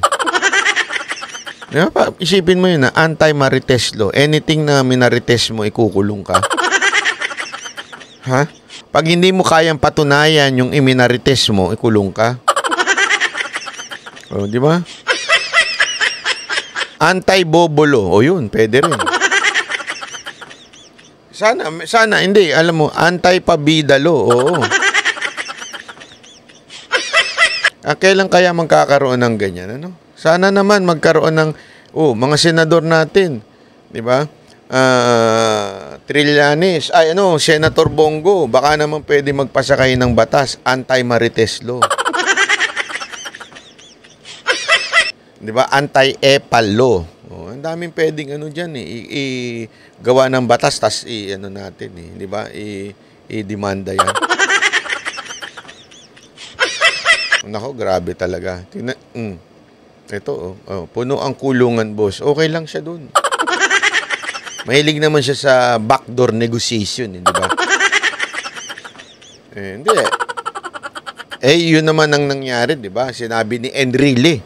According to Enrile, Senator Enrile, nasa transcript yan. Yung backdoor na negotiation na ginawa niya. Di ba? Hindi nga inalaw eh. Hindi inalaw yan ng Senate. Kasi, tandaan nyo, senator siya nun. Diba? Senator siya nun, dapat, kung ikaw man ay aalis, magpapaalam ka sa Senate President, bibigyan ka ng travel authority, ganyan yan eh, matik yan eh. At saka, you represent the Senate. Wala eh, anong ginawa mo? Bakit ka lumabas nang wala man lang kaano-ano sa inyong Senate President? Kaya nga niya tinawag na nag-backdoor negotiation. Tama, mali. Kakampi ni Trillanes ang mga tanso vlogger. Ay, nako. Ay, maniwala kayo sa akin. Yung mga tanso vlogger naman kasi. Hindi, ito yung mga tanso vlogger, lahat sila, mga mukhang pera yan eh. Sa totoo lang, mga wala naman kasing ano yan eh. Yung mga tanso vlogger na yan, walang saysay sa lipunan, walang silbi yan, mga palamunin yan. Hindi. Kayo mga tanso na vlogger, mga palamunin kayo sa bayan eh. Palamunin kayo ng mga magulang nyo. Mga wala naman kayo talagang silbi. Tapos, bigla kayo nakahawak ng cellphone, uy, na-monetize na yung YouTube ko. So, yan, nag-vlogging na kayo. Tapos, nagpapahire na kayo ngayon doon sa mga politiko na kailangan ng promotion. Hindi ko naman pero mamili naman kayo. Diba? Kasi yan eh, yung i-promote mo si Trillanes, sign of desperation yan. Sign of katangahan yan. Hindi, kasi alam mo, lagi ko naman sinasabi ito eh, di ba? Naalala ko yung meron kwento na, nakalimutan ko na ito. Yung isang vlogger, na napanood ko to sa YouTube, parang inalok siya ng isang, basta may binlog siya, inalok siya ng pera para bayaran siya dahil sa may ginawa siyang hindi maganda. Tapos parang pinadidelete sa kanya yung kanyang video. Tapos sabi niya, hindi niya i-delete. Mas mabuti pang wag na lang siya bayaran. Anyway, ipagpapatuloy na lang niya. Ipinagpatuloy lang niya. Yung binabayad sa kanya, nalagpasan niya. Higit pa nalalagpasan niya. Tapos, alam mo, ganyan din ang prinsipyo na paulit-ulit ko rin sinasabi sa mga banateros eh. Yung prinsipyo, wag nyo yung bibitawan yan. Kasi, kaya nga ako natatawa dun sa 5 million, 10 million. Bakit ko kakanain yun? Kaya kong kitain lang ng ilang taon yun. Nang hindi bumabaluktot sa prinsipyo. Gets nyo? Ayoko na lang magsalita Pero kayang-kaya kong kitain yung 5 million na sinasabi nila nang hindi bumabaluktot sa prinsipyo. Di ba ho? Bakit mo kakanain yun? Kaya nga katangahan yun eh. Sa bagay, kung katulad ka ng mga tanso, ng mga patay gutom, ng mga palamunin sa lipunan, makakita ka lang ng 100,000, malulula ka na. Di ba? Maano ka na kaagad, maaakit ka na. 5 million pa kaya. Kaya nga sila nambibintang kasi kaya nga hindi sila marunong mag-research Ang tanga-tanga nyo. Gusto nyo malaman. Huwag na, malalaman nyo pa. Mag-download kayo ng ganito. Malalaman ninyo yung mga analytics na mga vlogger. Makikita ninyo, ang layo ninyo sa mga banateros. Ito, walang biro ito Kaya nga sinasabi ko kila kila Jay. Binibiro ko nga sila. Sabi ko sa kanya, manindigan lang kayo. Stay to the truth. YouTube is a marathon. Hindi yan yung one time, big time. Kasi yung mga, pasensya na, wag ko kayong hindi ko to inaape, pero gano'n na nga. Yung mga patay gutom na mga vlogger dyan, na mga tanso, gusto kasi nila one time, big time nakita. Ganyan ang mga ugali ng mga scammer eh. Yung one time, big time nakita, ganun sila. Hindi. Dahil kung sinasabi sa Banateros, pangalagaan ninyo yung inyong credibility. Huwag na huwag kayong papasok sa fake news. Siguraduhin ninyo may ebidensya. Whenever you presented an opinion, make sure na meron kayong ebidensya. Kung wala kayong ebidensya, huwag nyo nang kanain. Kahit pa, quote-unquote, sikat yung issue na yan. Kasi pag nasunog na kayo, sunog na kayo. May nakita kang nasunog tapos pinunasan, after nun bumalik sa dati niyang kaanyuan. Wala. Diba? Pag sunog ka na, sunog ka na. Kaya dapat, siguraduhin mong hindi ka masusunog sa mga sasabihin mo or else mayayari ka. Okay? Hindi ko sinasabing huwag magkamali. Maari ka magkamali na hindi ka nasunog. Ano yung sinasabi kong nasunog? Yung alam mo na ngang wala kang ipakitang ebidensya, wala naman sa iyo yun. Push ka pa rin ng push. Yung blue envelope, yung video. I mean, hindi ko sinasabing wala yun, ha? Pero hindi ko naman nakita eh. Bakit ko ipipakita sa inyo? Bakit ko ipagpipilitang may video? Tama, mali? Kung masunog ako. Unless nakita ko ng mata ko, uy, may video nga. O yan, talagang isasabihin ko sa inyo, may video. Pero kung wala ka naman nakikita, sinasalsal mo lang para ka magkaroon ng viewers dahil sikat yung video na yan. Sikat si Lisa Tanas. Ba't mo kayong kakargahin yan? Tama, mali? Di ba? Yun yung punto ko dito. Dapat hindi tayo ganun. Kayong mga vlogger na tanso, ha? Kayong mga vlogger na tanso, maniwala kayo, one day, pupulutin kayo sa kangkungan. Kumita nga kayo dahil sa pinopromote nyo yung walang kakwenta-kwentang si Trillanes. Pero, one day, pupulutin kayo sa kangkungan. Maniwala kayo. Once you started na maging Marites vlogger, one day, pupulutin kayo sa kangkungan. Katulad ng mga nagko-comment dito ng mga MDS. Di ba? Sinasabi nila, move on.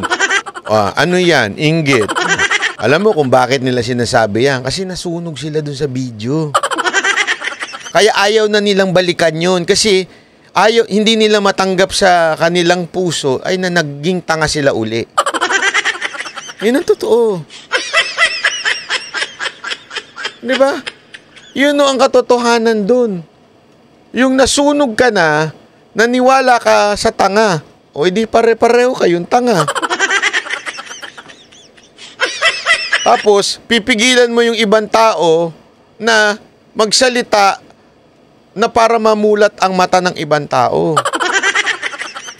Diba? Tapos, alam mo yun, galit na galit ka kay Banat Bay, pero nood ka pa rin na nood. Pero basta ang topic na yung pagiging tanga nila, umiinit ulo nila. Kasi ibantakin mo. Ito sa totoo to eh. Sa totoo lang to Real talk tayo, totoo. Nasunog na nga kayo noong 2022. Nabudol na kayo noon eh. 'Di ba? Nabudol na kayo, nabumoto ko kayo kay Marcos. Bakit? Naniwala kayo dun sa vlogger ninyong iniidolo. Tapos, nasunog na naman kayo ngayon. 'Di ba? Nasunog na naman kayo na wala palang video. Ang bihirang buhay, ere. 'Di ba? Na double whammy kayo. Kawawa naman kayo. Pero okay lang 'yan, ha? Okay lang 'yan. Pero wag yun naman, baka naman may pangatlong beses pa na pagiging tanga ninyo. Tama na yung 2 beses. Pag ginawa mo pang 3, inaraw-araw mo na. Pambihira ka naman. Hindi, hindi ko kayo kinukundena ha. Sa totoo lang, I'm giving you a chance. Malay nyo na talagang minsan gullible lang kayo. Kasi marami talaga dyan na medyo gullible lang talaga eh. Yung nagpapaniwala ng... Kaya nga ako, meron ako sa inyo suggestion, ha? Kayong mga gullible na mga MDS, ha? May suggestion ako sa inyo. Pag merong vlogger na nagsalita na may pinresinta siya, hanapan nyo kagad ng ebidensya. Kung wala siya may presinta, kayo mismo maghanap ng ebidensya. Pag wala kayong mahanap ng ebidensya, huwag na kayong maniwala. Kung puro lang, ito, may blue folder, may ganitong folder, may video, may picture. Ito, tanungin ko kayo, di ba? Mga bataan ng mga MDS. Sino yung MDS? Sino ba yung MDS, Banat Bay? Maharlika diehard supporter at saka Morales diehard supporter. Na pare-parehong gullible. Di ba? Bakit? Asan na yung mga sinasabi nila? Wala. Nga. Tama, mali. Di ba? Sinabi na nga ni Tatay D na walang video, naniwala pa rin. Kasi nga, gullible eh. Ate magagawa. Ganun talaga eh. Di ba? Dalawa na definition na MDS. Oo, dalawa. Ngayon nyo lang ba nalaman? Dalawa na yan. Asa na yung blue book? Oo nga eh. Sinabi ko naman sa inyo eh. Sabi ko na sa inyo, noon pa lang amoy na amoy ko na yung Caracas na Morales na yan. Totoo lang. Mantakay mo, sabihin mo na ikaw, nagpakasakripisyo ka para sa bayan. Di na sinasabi yan. Ako na ang bayani. Actually, sa totoo lang ha, nung nandun nga kami sa Hong Kong, nagtatawanan na lang kami nila Jojo eh. Kasi sabi ko, Jojo naman kasi ikaw nagpasimuno niyang bayani si Morales eh. Ayan tuloy, yung iba utu-utu din. Tawa na lang siya ng tawa eh. Jojo naman kasi! Gusto mo, bookingin kita dito? Hindi, joke lang. Hindi, love natin yan si Jojo at saka si Spencer kahit nasa Hong Kong yan. Nakakatuwa, nakasama natin ng isang gabi yan. Alam mo na yung ginawa namin sa isang gabi. Gusto niyo yung kwento ko? Wag na. Sabi nga, what you did in Hong Kong, doon na lang yun. Nakalimutan ko na yun eh. Pero tuwan-tuwa ako kay Jojo. Nauto ko sila eh. Nalamangan ko si Jojo, hindi niya alam eh. Wag nyo na ikikwento sa kanya yun, nalamangan ko siya, tagay siya ng tagay. Tawa ko ng tawa, sabi ko, maling, wala bata, ano ka pa, mahina kang nilalang. Kasi nakipagsabayan siya kay Boss Dada ng inuman. Oo, Hindi niya alam si Boss Dada, kahit uminom ng 3 bote ng tequila yun, gutom lang yun. Mamaya, kakain lang yun, okay na yun. Ganon yun si Boss Dada. Hindi nalalasing niya kahit anong gawin ko. Sa Hong Kong, sa Japan, hindi ko malasing-lasing si Boss Dada, hindi ko maintindihan. Siguro nilalagay niya sa muscle niya sa paa, muscle niya dito. Sa dami ng pwedeng paglagyan. Inilalagay niyan. Oo. Inubos. Alam mo kung magkano ayoko na sabihin kung magkano ginastos ko doon eh. Kasi talagang order ako. Sabi nga nung waiter sa akin, Pinoy kasi, sabi, sir, bakit di na lang kayo bumili ng bote? Sa dami nyong na-order, lagpas 2 bote na yung napatagay nyo. Kasi kahit yung mga nasa kapitbahay, pinatatagay ko eh. Sabi ko, tumagay lang kayo para may kasabay si Jojo. Nung tagay ng tagay si Jojo, hanggang nung naglalakad na, gumigewang na. Aantayin ko talagang bumagsak to. Mantay, kaya nga kita nyo, ako, nakapag-drums pa ako, si Jojo, bangenge na yan eh. Si Jojo, ako, drums pa ako eh. Si Boss Dada, kumakanta pa, hindi niya alam, lasing na si Jojo. Yeah? Utak-utak lang yan. Sinabi ko, hindi ako pwedeng uminom ng ganyan. Sa inyo na yung shot. Sa akin mojitos lang. O, di lasing siya. Tama? Yun ang sikreto natin. Kinuwento lang natin, ha? So, si Trillanes, abang ka na lang sa kaso mo. Abang-abang ka na lang, ha? Anyway, saan na ba tayo? Ano pang topic natin? Ito pa. Ito, grabe ito. Tingnan ninyo ito. Ito yung sinasabi nating missile. Ito. Ayon po sa Philippine Army, may posibilidad na magtatagal pa ang controversial na Typhoon missile system ng US dito po sa ating bansa. Ito pong Typhoon missile system ay dinala ng US sa Pilipinas noong Abril para sa salaknib exercises ng US at Philippine Army at para sa balikatan exercises ng US at Philippine military. At gaya pa ng inaasahan, umalma ang China at Russia sa deployment ng missile system na ito dito sa Pilipinas. Inasahan ng dalawang bansa na tatanggalin na po ang Typhoon missile system sa Pilipinas pagkatapos itong salaknib exercises sa darating na Setyembre. Pero ayon po sa AFP, baka kailangan pa ng evaluation at assessment, kaya't baka magtagal pa ang mga ito. Bakit napaka-controversial ng missile system na ito? At bakit sa kabila ng bilyong dolyar na ginastos para buuin ito, parang wrong spelling pa ang pangalan nito? Unang-una, talaga pong typhoon yan with one O, hindi po typhoon. Ang typhoon po ay isang higanteng halimaw sa Greek mythology, ito nasa kanan, hindi po siya isang bagyo. Pangalawa, controversial siya dahil sa kanyang kapabilidad. Kaya kasi niyang magpalipad ng dalawang klaseng missiles. Nariyan po ang SM-6 missile na pwedeng anti-ship, anti-air, at anti-ballistic. Ito alam mo, para sila nanggagago, no? Hindi nyo napansin, parang nanggagago din ng Amerikano. Tsaka tong Pilipinas. Pasensya na pero itinitraining nila yung mga Pilipino gumamit niyan. Wala naman tayong ganyan. Hindi ko mag-gets ang weird. Di ba? Balikatan yan, EDCA, Visiting Forces Agreement. Di ba? Sana man lang, yung mga gagamitin at ititrain sa atin ng Amerika, yung meron tayo. Di ba? Bakit ka maglalagay ng ganyan na wala naman tayo? Dinala mo pa dito. Tapos kukunin naman din pala nila. So para saan pa yan? Sabi ng iba, palaway yan, para daw bumili tayo. Naku po. Grabe presyo niyan. Ako, sa tingin ko, talagang may purpose yan.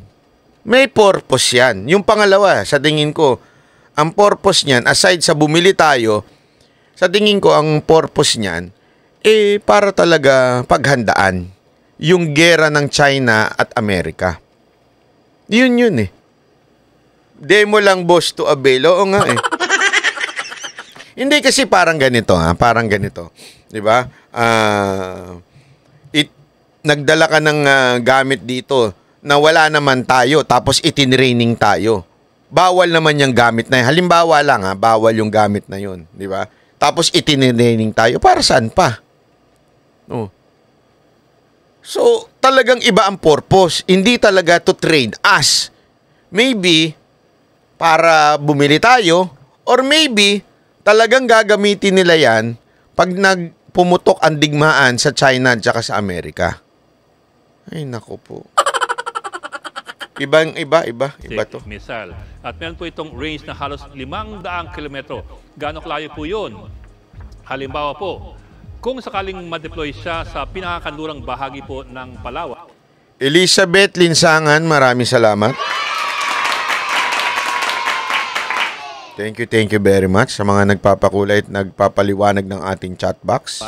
Dito po. Abot niya ang halos buong Spratly Islands banda rito. Lalo na pati po yung mga ilan sa artificial islands ng China doon sa area. Tingin din ng... Kita mo? Talagang may purpose Abot doon sa mga artificial island na kinreate ng China, pati doon sa Spratly Island daw. So may purpose talaga. Ginagago tayo ng Amerika, no? US na baka kaya nitong i-intercept ang mga hypersonic missiles ng China. Pero hindi pa po kumpirmado yan. Pero ito pa, kaya rin po ng Typhoon system na mag-launch ng mga Tomahawk cruise missiles. Bagamat subsonic lamang itong Tomahawk, meron naman siyang range na hanggang 1,000 kilometers. Grabe. Kaya kung sakaling nakadeploy po siya sa Luzon, abot niya ang malaking bahagi po ng coastal region ng mainland China. Alam niyo na. Di ba? Bobo na lang ang hindi makabasa eh. Bobo na lang talaga ang hindi makaunawa eh. Na pinaghahanda na tayo sa isang gera. Pero gusto nyo ba malaman yung chismis na i-chismis ko sa inyo? Bukas na lang sa seminar. Ang isang Typhoon missile battery, meron apat na containerized missile launchers, parang nasa container ship, at isang command center. Ang lahat ng ito maaaring ilipad lamang ng US gamit ang kanyang higanteng C-17 Globemaster aircraft gaya po ng ginawa nila noong balikatan. Ngayon, ang tanong, permanente bang ilalagay ang Typhoon missile system dito sa Pilipinas? Wala pa pong indikasyon at wala pang linaw yan. Katunayan, ang sabi nga ng ilan, launcher lamang naman ang pinadala dito ng US. Hindi pa kasama ang mismong missile. Bakit? Dahil orientation and familiarization lamang naman daw yan ang ginawa para dito sa ating mga tropang Pilipino. Pero itong Philippine deployment ang una raw na pagkakataon na dineploy ang missile system na Typhoon gamit lamang ang eroplano. At marahil yun na nga po ang mensahe na gustong iparating ng US na maaari nilang i-deploy ang Typhoon missile system na ito ng madalian, anumang oras at anumang... Gusto tayong tinraining. Walang dalang missile, pambihira. Pinagagago tayo no? Yeah. Tapos eto na nga, ayan na nga yung, di ba? Alam nyo ba na etong balita na ito ay kumalat ito international? Kasi hindi biro ito eh. Yung Typhoon na yan, hindi ho biro yan na missile launcher na yan. Hindi ho yan yung parang, alam mo yun, parang ordinary lang ang, na may ganyan ng isang bansa. Hindi. Ito'y pang karaniwang, ito'y ginagamit talaga ng Amerika lang. Kung meron mang gumagamit niyan, siguro Amerika, China, Russia lang. Tapos dadali mo sa Pilipinas, kaya parang ang gagaguhan eh. Ititrain mo yung mga Pilipino gumamit niyan. Bakit? Wala naman kami niyan. Tapos, bakit mo kami tinitraining niyan? Ba't mo nilagay dito? Simpleng-simple. Para pagka nagkagera, kayong dyan namin nilalagay yan. Kasi nga, hindi yan pwedeng manggaling mula sa Amerika. Kaya kailangan ng malapit-lapit. Kaya napaka common sense eh. Diba? Common sense. Hindi pwedeng bumomba mula Amerika papuntang China. Kailangan nila ng land base. Kailangan nila yan. Tapos, nagkaroon tayo bigla ng mga EDCA. Dumami pa yung site sa EDCA. Tapos, dinana nila ni mga weapons nila. Sasabihin natin, wala lang yan, training lang yan. Sinong ginago ninyo? Diba? Sinong ginago ninyo? Anak ng weting talaga, oh. Kahit malayo, kahit galing pa sa Guam, tayo malapit sa... Yun nga totoo nga. Malapit naman talaga tayo sa China. Kaya nga alam nyo, alam nyo ba na mas matagal pa minsan ang pumunta sa Davao kaysa pumunta sa Hong Kong? Ganun lang kalapit yun. Lalo na yung Palawan papunta sa di ba nasasagap nga mula sa Palawan daw yung ewan ko ba kung anong... Bukas, mayroon ako ichichika sa inyo pero sa Banateros kasi nabitawan ko kanina na doon ko ichichika eh. Chika lang naman. Kaya, ito, pagka chika naman, sinasabi ko sa inyo, may nasagap tayong balita eh. May nasagap akong balita. Doon ko na lang bukas sasabihin ha. Kasi naipangako ko sa mga kasamahan ko na bukas ko ichichismis eh. Nandun ako sa Banateros bukas. So, abang-abang po kayo doon ha. Tuloy natin to si Ed. Araw. Ed the lawyer. Tapos na pala si Ed the lawyer. Ito. Isa pa itong matindi. Hindi ko alam kung anong eksena to. Kasi may nakita tayo. Wait lang ha. Ito. Matunog ang panawagang ipagbawal na ang mga pogo sa Pilipinas. Pero hanggang ngayon, hindi pa rin daw yan tinatalakay ng gabinete. Ayon naman sa NEDA, hindi matutumbasan ng pera ang problemang dala ng mga pogo sa bansa. Nasa frontline ng balitang yan si Maricel Halili. Kung si Socio-Economic Planning Secretary Arsenio Balisacan ang tatanungin, mas maiging ipaban na ang pogo sa Pilipinas. Ito ay kahit pa aabot sa 20 billion pesos kada taon ang posibleng mawala sa kita ng bansa ayon sa Philippine Amusement and Gaming Corporation o PAGCOR. Matatandaang mas tumindi ang panawagan na iban ng Pogo sa Pilipinas matapos ang sunod-sunod na paglabas ng video kung saan makikita ang pag-torture sa mga worker nito. Bukod pa rito ang kaliwat ka ng krimen at scams na konektado sa mga illegal na operasyon. It may be a big number, but the cost Feli Lederman, salamat po. And particularly social costs of Pogos are quite high. And also we are trying to position our country as a legitimate place for business where we are trying to attract investors to come, tourists to come. And so the least that we want is to have a reputation na nandito yung mga criminals. Giit pa ni Balisacan, mababawi naman sa ibang paraan ang kita na posibleng mawala mula sa Pogo. Yun nga lang, hindi pa rin daw pinag-uusapan sa gabinete ang pag-ban sa Pogo hanggang ngayon. Pero kahit hindi ito Yun yung balita eh. Isipin mo kaliwat kanan na yung news na yan, na malala ang dinudulot ng Pogo sa Pilipinas, and yet hindi binaban. Alam nyo, paulit-ulit ko sinasabi sa inyo ito eh. Kasi alam mo pa, ganito ang argument ng mga tangang tanso. Ang argument nila, kasalanan naman ni Duterte yan eh, kaya dumami yung Pogo-Pogo. Si Duterte pa ba nakaupo ngayon? Si Duterte ba magbaban yan? Ang tanga nyo rin eh, no? At saka tandaan ninyo, noon, kaya pinapasok yan kasi during pandemic, we need money. Don't ever forget. Hindi nyo kasi alam eh. Ang nagbabayad ng repatriation ng mga OFW, ticket, hotel, pagkain, during pandemic.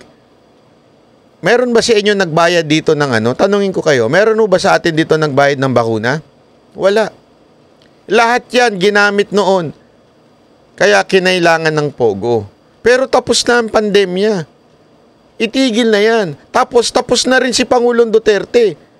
Si Marcos na ang dapat magbanyan ngayon. Ang tanong, bakit hindi tinatalakay sa gabinete? Kasalanan ni Lisa Tanas na naman. Hindi ako nagtatanong lang kasi baka mamaya kasalanan na naman niya eh. Ang akin lang, alam nyo nang ang masama na yun ang naidudulot. Araw-araw binabalita nyo, may masama, may mga involved na mga public official. Ito, bigyan ko kayo ng sample wait. Ito. Kasi kaya natin pinapaliwanag ito para maunawaan ninyo na maybe hindi nakakarating sa national. Or maybe, I'm not saying it's truth maybe hindi nakakarating sa presidente. Kasi, ang mga nilalagyan naman ng mga Pogo, yung mga local government, local police, di ba? Or, PAGCOR. Pwede.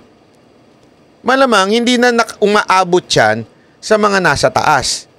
Ang mga involved lang dyan, local government, secretary ng local government, naku po, patay tayo dyan, PNP, no?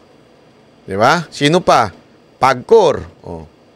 Yan lang mga, Maria Sudo, marami yung mga ganyan talaga nagpapagana sa buhay natin. Maraming salamat po Maria Sudo. Thank you very much po. Ohio. Arigato gozaimasu. Ganun yan. Di ba? Okane. Ano ba yung okane? Okane nai. Madaming pera ba yung okane nai? Naririnig ko kasi yun eh. Nung nandun ako sa Japan lagi ko narinig sa mga sa umisi. Okane nai. Okaninam. Akala ko minumura ng mga Pilipina yung mga Hapon. Nangihingi pala sila ng pera. Sinasabi nila, okaninay. Ganun, di ba? Pagsapot, okaninay. Sabi naman nga, Akala ko naman, minumura nila. Biro lang, biro lang. Maraming salamat, Maria Sudo. Thank you very much. O, pakinggan nyo ito, Ilang dokumento ng tinaguri ang big boss ng mga Pogo Hub sa Pampanga at Tarlac ang nadiskubre sa Fontana Leisure Park. Ang isa sa mga dokumento, pirmado ng dating mayor ng Bamban.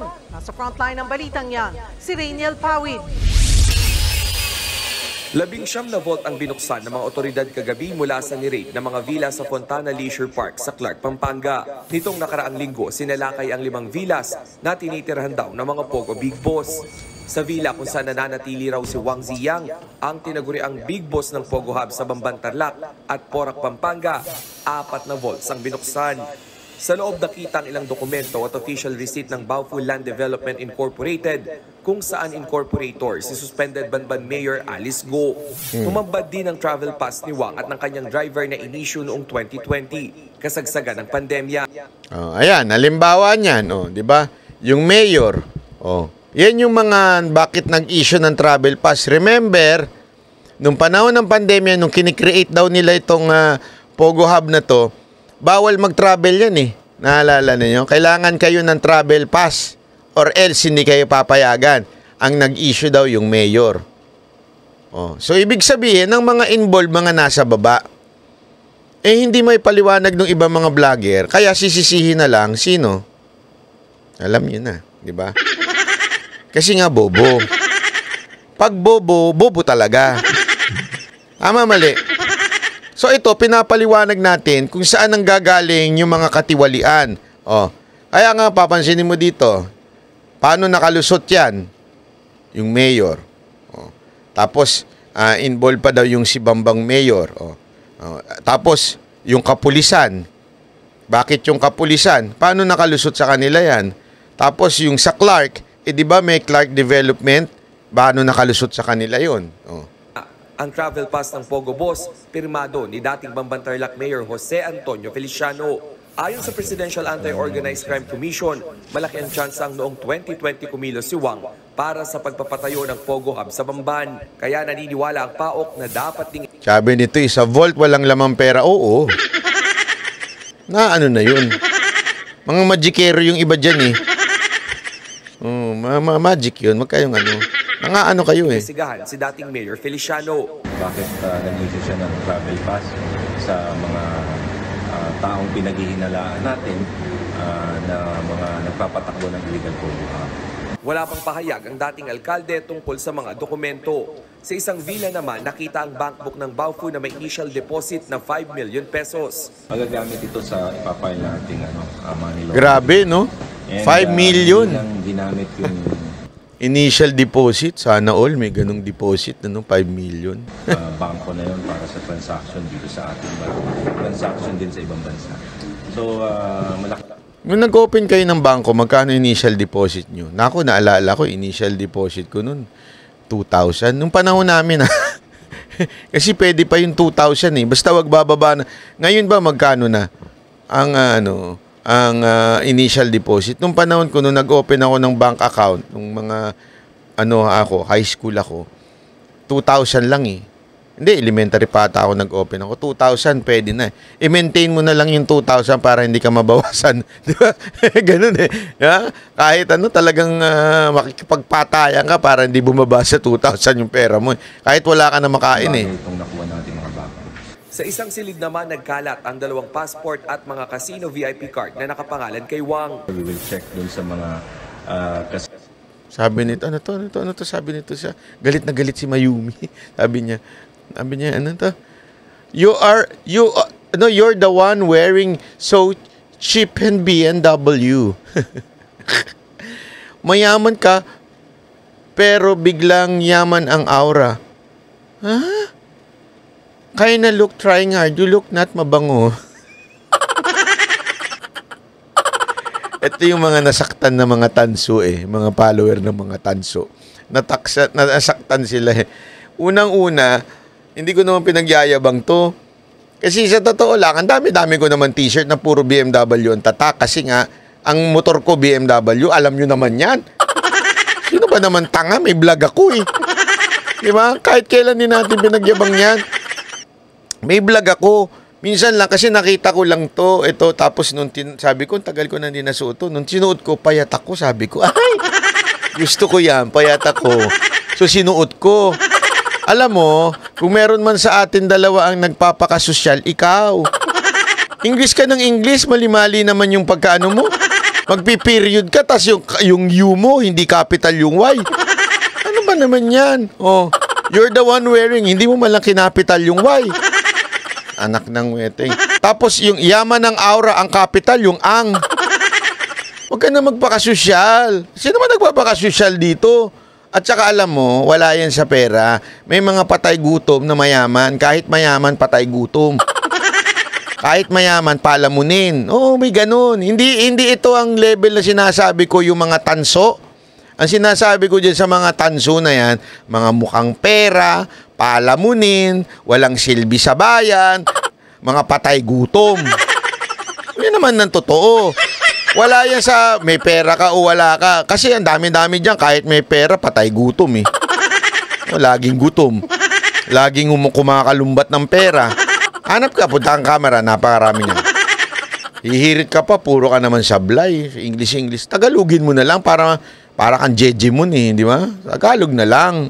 Casino, mga legal casinos natin kung kasi VIP cards yung nakita natin eh. So, pwede natin tanungin kung bakit siya meron gano'n. Madalas ba siya naglalaro? You lost your weight and look younger. I told you. Ang tawag dyan, carnivore diet. I-try nyo. Pinupuna kasi ako ni Mocha, sabi niya, huwag ka dyan, high blood ka sa carnivore diet kasi puro meat yan, masama yan. Eh, inaral ko eh. Totoo, marami talagang naging bata. Anti-inflammatory kasi. Oh, basta, kanya-kanya tayong trip. Pag bumulagta ako, ibig sabihin, hindi maganda yung carnivore diet. Pero pag gumwapo ako, ibig sabihin maganda yung carnivore diet. Okay? It's a deal. Yan ba epekto ng carnivore? Oh, ito. Ano na ako eh. Since 3 days before umalis ng Hong Kong, that's 20, nakalimutan ko na. 25. 25 nagsimula ako ng carnivore diet. So, 2 weeks. O, di ba? Ito ang resulta ng 2 weeks. O, di ba?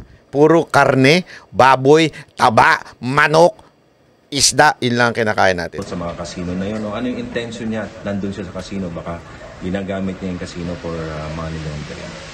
Sa ibang villa natagpuan ng ilang alahas, may mga kambal plaka rin o mga plate number na pare-pareho. May nakuha ring 5 Chinese passports at 2 bundle ng pera na 1,000 at 100 peso bills. Inaalam pa ng mga otoridad kung sino ang mga nasa passport at kung anong kinalaman nila. Pambihirang buhay. Yun lang ang laman. No comment. Wala akong sinasabi. Wala po ako sinasabi. Basta sa dami-dami ng bolt, yan lang ang laman. Mantakin mo, meron pang pagkakataon nung tumakas yung mga in-check, may pagkakataon pa silang kunin yung ano. Actually, hindi nga tumakas, yung iba nahuli. Di ba? Oh. Tapos yun lang ang nakuhang pera. Ayos din, no? Next time, sama nyo naman ako sa raid. Di ba kailangan nyo ng social media? Baka kailangan nyo ng social media. Sama nyo ako. Hati-hati naman tayo. O, sabi ni Nelski, same ba yan ng keto diet? Hindi po. Ang keto diet, may ibang kinakain. Ito talagang anything na gumagalaw. Yun ang kinakain. Hindi, ang carnivore talaga is beef, talagang lean meat. Baboy, ganun. Yun. Hindi kumakain ng gulay, hindi hindi umiinom ng kung ano-anong inumin. Alak, pwede. Hindi, joke lang. Karne, hindi, pwede rin isda. Isda, pwede. Oh. No rice, syempre. No rice, no dessert, and nothing. Oh, tapos, ang mahirap lang yan, first week. Talagang mahirap. Walang biro. Talagang, sabi ko nga, nung unang week ko, wag nyo ko lalapitan dahil mananapak talaga ako. Kasi, nakaka-high blood. Mantakin mo, di ba, yung, kasi alam mo sa totoo lang, tumaba kasi ako dun sa, dun sa biskotyo. Isang supot ng biskotyo yung binili ko. Tapos kinain ko lang. Wala akong hinatian. Kinain ko lang ng kinain. Almusal, tapos pagkatas ng lunch, kakainin ko. Kasi hindi lumobo ako, sabi ko, masama ito. Walang rice. Karni ba yung rice? Anharot? Ang ina mga tanong yun Karni ba yung rice? Sabi ko nga karni. Anything na galing sa animal. Milk pwede, pero walang sugar Yung talagang milk. Itlog pwede. Yung mga tanong kasi ni Anharot rice meron, pwede ba? Karni nga bakit? Yung karni ba tumutubo ba yun sa rice field? Yung mga drinks na di pwede, lahat hindi pwede, tubig lang. Kape nga hindi pwede. Ilang araw na rin ako hindi nagkakape. Dahil nga makasabi ni Mocha, nakakaano daw yun. Ewan ko, daming alam din ito ni Mocha. Nakakasira daw sa carnivore diet. Pero pinanood ko rin naman yung iba. Sabi nila, hindi rin tama. So talagang animal meat. Anything na gumagalaw nga, pwede mong kainin. Anything na meat. Kasama na dyan ng pork, laman loob, puwet ng manok. Lahat. Keso. Saan ba galing ang keso? Sa gatas. Pwede. Yan ang basihan nyo, pagkagaling, gatas, pwede. Yan. Basta anything na nanggagaling sa animal, pwede. Kahit nga tayo ng animal, Pwede. I-justify nyo yun. Kinain ko yung tayo ng kalabaw, Bakit? Galing sa kalabaw. Siyempre, hindi pwede. Hindi kasi ang purpose nun, you always feel full. One day, next na mo. Papakita ko sa inyo yung abs ko. Dancer. Magpapatugtog tayo ng sexy dito. Tapos, gaganong ko yun. Wag yung mga ang tawag dito, nakalimutan ko na, yung mga sakan, wag yun. Kasi ang daming daming masama din. Vet Rorden. Sa totoo lang, bata lang tingnan pag slim. Si Abalos example na, wag ganun. Patay gutom si Abalos, wag ganun. Watching from Vermont, US of A. Ayan, ako LCIF, mabilis din in 2 weeks. Kaya lang kasi ang LCIF, low carbs lang yan Low carbs intermittent fasting. Okay? Malaki natutulong ng pagpapapayat ng intermittent fasting. Pero yung low carb lang, ibig sabihin, when you say low carb, konting carbs. Ito kasi, no carbs. Talagang meat lang. Wala talaga tong carbs. As in, sobrang wala. Nothing. Tubig. Yun lang. Kung umatangan ng tubig. So, tatry ko lang naman. Tatry ko siguro ng hanggang umabot ako sa medium size. Pag nag-medium size na ako, iinggitin ko si Boss Dada. Gawan mo na lang ng video tutorial. Oo nga, naging Q&A na sa carnivore Hindi, i-google ninyo. Marami yan. Maraming mga teacher pa na, mga doctor pa. May mga question dyan. Paano yan? High blood pressure ka yan. Kasi, tapos yung creatine mo, ganyan. Tapos yung ihi mo, bubula. May mga ganyan-ganyan. Totoo naman. Yung ihi mo, bumubula. Kasi nga, yung creatine mo, basta something like that, blah, blah, blah. Kaya lang kasi may explanation doon yung mga doktor. So, kaya nga, yung mga ibang mga sakit, like diabetes, eventually nawawala. As in, yung talaga na-reverse. So, buti di ka dinadiarrhea. Uy, alam nyo ba? Yan ang isa sa mga napapagaling ng carnivore, yung, Yung irritable bowel, yun, IBS. Yun ang isa sa mga hindi ka na yung palatae. Alam mo yung palatae? Yung bawat para kang aso. Alam mo yung aso? Yung pagka kumain ka, tatae ka. Dati kasi ganun ako eh. Palatae. Ngayon hindi ka na palatae. Jembarador. Oh. Yun. Yun. Okay na. Marami na. Dates, madaling ang taas ng sugar ng dates eh. Kahit ilan lang kainin mo, medyo mataas eh. Watch your kidneys. Sabi nga nila, yan daw. Kaya nga, actually, tinitingnan ko naman din talaga. Maraming salamat na Jemberador, napakagaling mo. Pero kung sisimulan nyo to, ang pinaka-importante dito is mental preparation. Bakit mental preparation? Marami kayong pagsubok na pagdadaanan. Una, financial. Ang mahal ng karne. Siyempre, breakfast mo, steak na itlog. Itlog na may steak. Lunch mo, pwedeng mag-chicken, tapos itlog. Isang buong chicken, ha? Tapos yung dinner mo, pwede ring steak na naman. Kaya sobrang medyo mahal ng konti. Tapos pangalawa, talagang withdrawal sa sugar. Nasubukan nyo ng mag-withdrawal sa sugar. 2 beses ko na nangyari sa akin yan eh. Nung nag-vegan ako ng 4 to 5 years. 4 years, I think. Talagang nag-withdrawal ako nun sa sugar kasi hindi ako nagsi-sugar. Talagang grabe ho. Tapos, eto na naman, inulit ko na naman. Inulit ko na naman na hindi ako nagsusugar. Hindi, alam mo, eto kaya medyo hindi bagay sa Pilipinas ang carnivore kasi mahal ang steak. Sa Amerika kasi, may mga $5 na malaki na. As in, malalaki. Madami na. Sa Pilipinas, alam mo naman, isa sa pinakamatatabang steak dito, yung Texas Roadhouse. Mga lunch mo, mga 2,500, 3,000, ganun. Dinner mo, ganun din. Para pero yun, as in, hindi kayong mayat-maya nagugutom, mayat-maya gusto mong kumain. Kasi ganun, sino dito yung mayat-maya kailangan kumakain? Alam mo kung bakit? Kulang ka sa protein at sobra ka sa sugar. Kaya mayat-maya, kain ka ng kain. Yun ang isa sa mga sinusolusyonan ng carnivore. Hindi yung mayat-maya gutom. Ha? Okay? So, ayun na lang.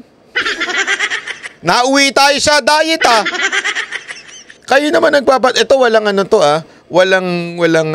walang filter to, Ang filter ko lang din ginagamit dito yung pampakinis. Pero yung pampaslim, hindi ko ginagamitan ng pampaslim. Ayan talaga ang normal. Magiging manga face na ako. Ha? Ako 3 times a day lang kumain. Hindi, ako nga madalas akong kumain eh. Pero yun nga lang, bumibili na lang ako ng steak na niluluto para medyo makatipid-tipid. Kasi pagka laging steak, grabe, kawawa ka. Ubus ang pera mo. Anyway, maraming salamat po. Thank you very much. Sana po magkita-kita uli tayo bukas. Maaga-aga tayo bukas. Okay? Maraming salamat po. Kita-kita ho, God bless everyone. Sana po ay naipaliwanag ko po sa inyo mga bagay-bagay sa mundo na ito. Dahil wala na hong ibang magpapaalam sa inyo ng katotohanan kung hindi ang mga vlogger na katulad ng Banateros at ang SB9. Okay? Maraming salamat. Bye-bye.